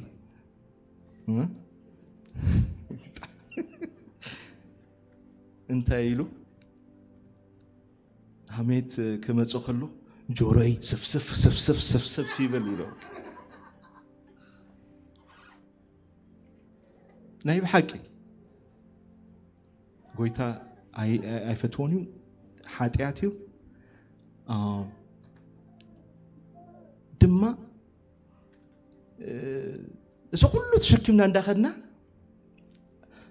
ኣብ ቤተ ክርስቲያን በቃ እቲ መጥፎ ነገር ተዓታትዩ ዘሎ ምን አለበት ዝብል መንፈስ እዩ ምን አለበት ምስተ ኃጢአትና ተመለኽና ምን አለ ምስተ ኃጢአትና ተዘመርና ምን አለበት ምስተ ኃጢአትና ተሰበኽና ምን አለበት ዝብል ኖ አለው ዋጋ يخفل يو نايب حقي واقع يخفل ስለዚህ ከዚህ ከምን አለበት ዝብል መንፈስ ክንወጻለ نايب حقي ስለዚህ ጎይታ እተን ችግርና ክሪኤን ይደል ይበቃ حميد ጁድ ችግርና ወይስ ይቅርታ ምግባሪው ችግርና ወይስ ቀናቱ በቃ እታ ሒዝና እዚያን ሽድሽተ ነገራት ነግሬኩም በአክድ ይበቃ ሓደ በዓለይ ወይ በዓልኺ ወይ በዓልኻ እቲያ ነገር ክትቀይራ አይትኽእልን ይሓቅ ብዙሕ ምኽንያታትና ነብጽሕ ካብ መጥፎ ድርጊትና ካብ መጥፎ ባህሪና ክንወጽእ ብዙሕ ኢና እዝማ ምስ ባህሪ ተዋሂዱ እኮ ምንነተይ ኮይኑ እኮ ምንም ጠጠው ከብሎ አይክድን ኖ never ቁጥር ሓደ እንታይ ይብል መጀመሪያ ክንአምን ኣለና በዓልና እዚያ ክንገልፋ ከም ዘይንኽእል ክንአምን ኣለና ልዕሌና ዝኾነ ልዕሌና ሓይሊ ዘለዎ ካብዚ ከም ከውፃና ከም ዝኽእል ምእማን እዩ በቃ መጀመሪያ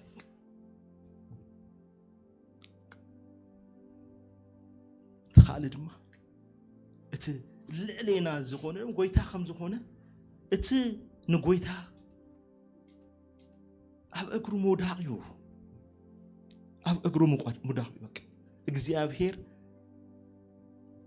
ንወድቅ እትኻል እዩ በቃ ተኻላይ እግዚአብሔር ከም ዝኾነ እዚ ከውፃና እዚ ሓይል ዘለዎ እግዚአብሔር ከም ዝኾነ ካብዚ መጥፎ ባህሪና ካብዚ ምስ ጎይታ ቅድስና ዝበኣስ ኩሉ ሻዕ መዓልታዊ እቲ ባህሪ እንድሕር ካባና ዘይተፈለዩ ምስ ኣምላክ ቅድስና እንዳተባኣስና ኢና እድሜ ልክና ንነብር እና ጎይታ ካብዚ ከም ከውፃና ከም ዝኽእል ንዑ መሃብ እዩ ማለት እቲ ነገር ተሳልሳይ ምውሳን ኣለና በቃ ነዚ ክገብር ኢለ ምውሳን ኣለና በቃ እዚ ክሰርሕሉ ኣለኒ በቃ እዚ ባህሪ ምስ ጎይታ ቅድስና የባእሰኒ ኢሎ ስጋብ ሕጂ በቃ ባህሪ ኢለ ጽስም ይለየል ኖ እዚ ምስ ጎይታ ዘባእሰኒ ምስ ቅድስና ዘባእሰኒ ኃጢአት ክገብር ዘባእሰኒ ስለዝኾነ ካብ ኣይ ክቅንጠጥ ኣለው ኢልና በቃ ንውስን ንጎይታ ንህብ ማለት እዩ الرابعي دما بقى بالصلوت صلوت بقى اوصالي كاب حجي كامي ايدلين نايسب صبوق ነገር ሰምዕ እንበር ናይሰብ መጥፎ ነገር ሰምዒ ንኻልእ ክህብ በቃ እሱ ምንነተይ አይኮነን ምሳኻ ቅድስና ይጋጮ ስለዝኾን በቃ እዚኣ አውጻለይ ኢልና መንብርካ ምጽላይ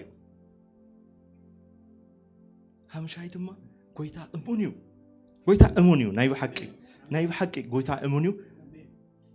ፈውሲ ክመጸልናዮ ናይ ብሓቂ ይብለኩም ማለት ፈውሲ ክመጸልናዮ ብታብ ተሸገርና ያ ነገር ፈውሲ ክመጸልናዮ ሻዲ ድማ በቃ ተፈውሲ ምቅባሉ በቃ ናይ ብሓቂ ናይ መጨረሻ ተቀብልና መኻዲው ማለት እዩ ቲያ ነገር ትወገድ ያል ማለት ስለዚህ ጎይታ ቅዱስ ከም ዝኾነ ናይ ብሓቂ ክንፈልጣለን ናይ ብሓቂ በቃ እንደ ደይተረዳዕና ተኾይኑ ከነሓጥ ከለና አይፍለጠና ናይ ብሓቂ መንፈስ ቅዱስም ራሱ በቃ ደኺምዎ በቃ ሰልችዎ ኃጢአት ጌርክለህ ሰልችዎሎ ማለት በቃ ኃጢአት ምዃኑ ምንም ዘይዘክረና ተወን በቃ ምንም በቃ ተለማቢድናዮ በቃ ንኸይተ ኮይና በጣም ዴንጀር ዘውሪና ዘለና በቃ ንስሐ ከናትወለና በናይ በሐቅ ይዝብለ ከዚህ ከምን አለበት ነገር ምኮን ወጻለና በቃ መንፈስ ናይ በሐቅ እዚ ናይም ሰበር ሁሉና አይነሰበር ናይ በሐቅ ክንወጻለና አምላክ ደሞ ክረዳልና እሺ እግዚአብሔር ይባርኩም ክንጸልይና ሃሌሉያ ኦ ተባረክ ጎይታ ንባርክ ካለና ነመስገና ካለና ተባረክ በሁሉ ነገር ስለዘረዳና ሃሌሉያ በቃልካ ለኢካ ስለዘፈወስካና ኦ ሃሌሉያ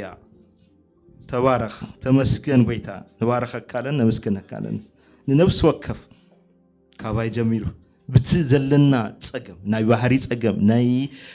ኩሉ ነገርና ጸገም ጎይታ በኢየሱስ ክርስቶስ ስጋ ጸጋ ኮይንካ ብዚኤን ማዓልታት አባኻ ወዲቅና ውሳኔ ጌርና ካብቲ ዘለናዮ ነገር ከተውጻና አቦ በኢየሱስ ስም ንጽልለና ኃይል ክትበና ኃጢአት እንታይ ከም ዝኾነ ክርዳእና መጀመሪያ ደም ቅድስናኻ ቃጽኻ ቅዱስ ኾንካ ኪሩቤላት መላእክትታት ናኻ እንኳን ክሪኡ አይክእሉን እዮም ክልተ ዊንግ አይኖም ይሽፍን ክልተ ዊንግ ድማ እግሮም ይሽፍን ክልተ ዊንግ ድማ ይበሩሉ በቃ ስጋ ብዚ ቅዱስ ዝኾንካ አምላክ ቅዱስ ዝብሉኻ አምላክ ሎሚ ክርዳእና ቃልካ ስለዘላእካ ስለፈስኻ ፈወስካና ነመስግነካ ኣለና ንባርኸካ ኣለና አቦ በሁሉ ነገር ተባረኽ ሽምካ ይኽበር በኢየሱስ ስም አሜን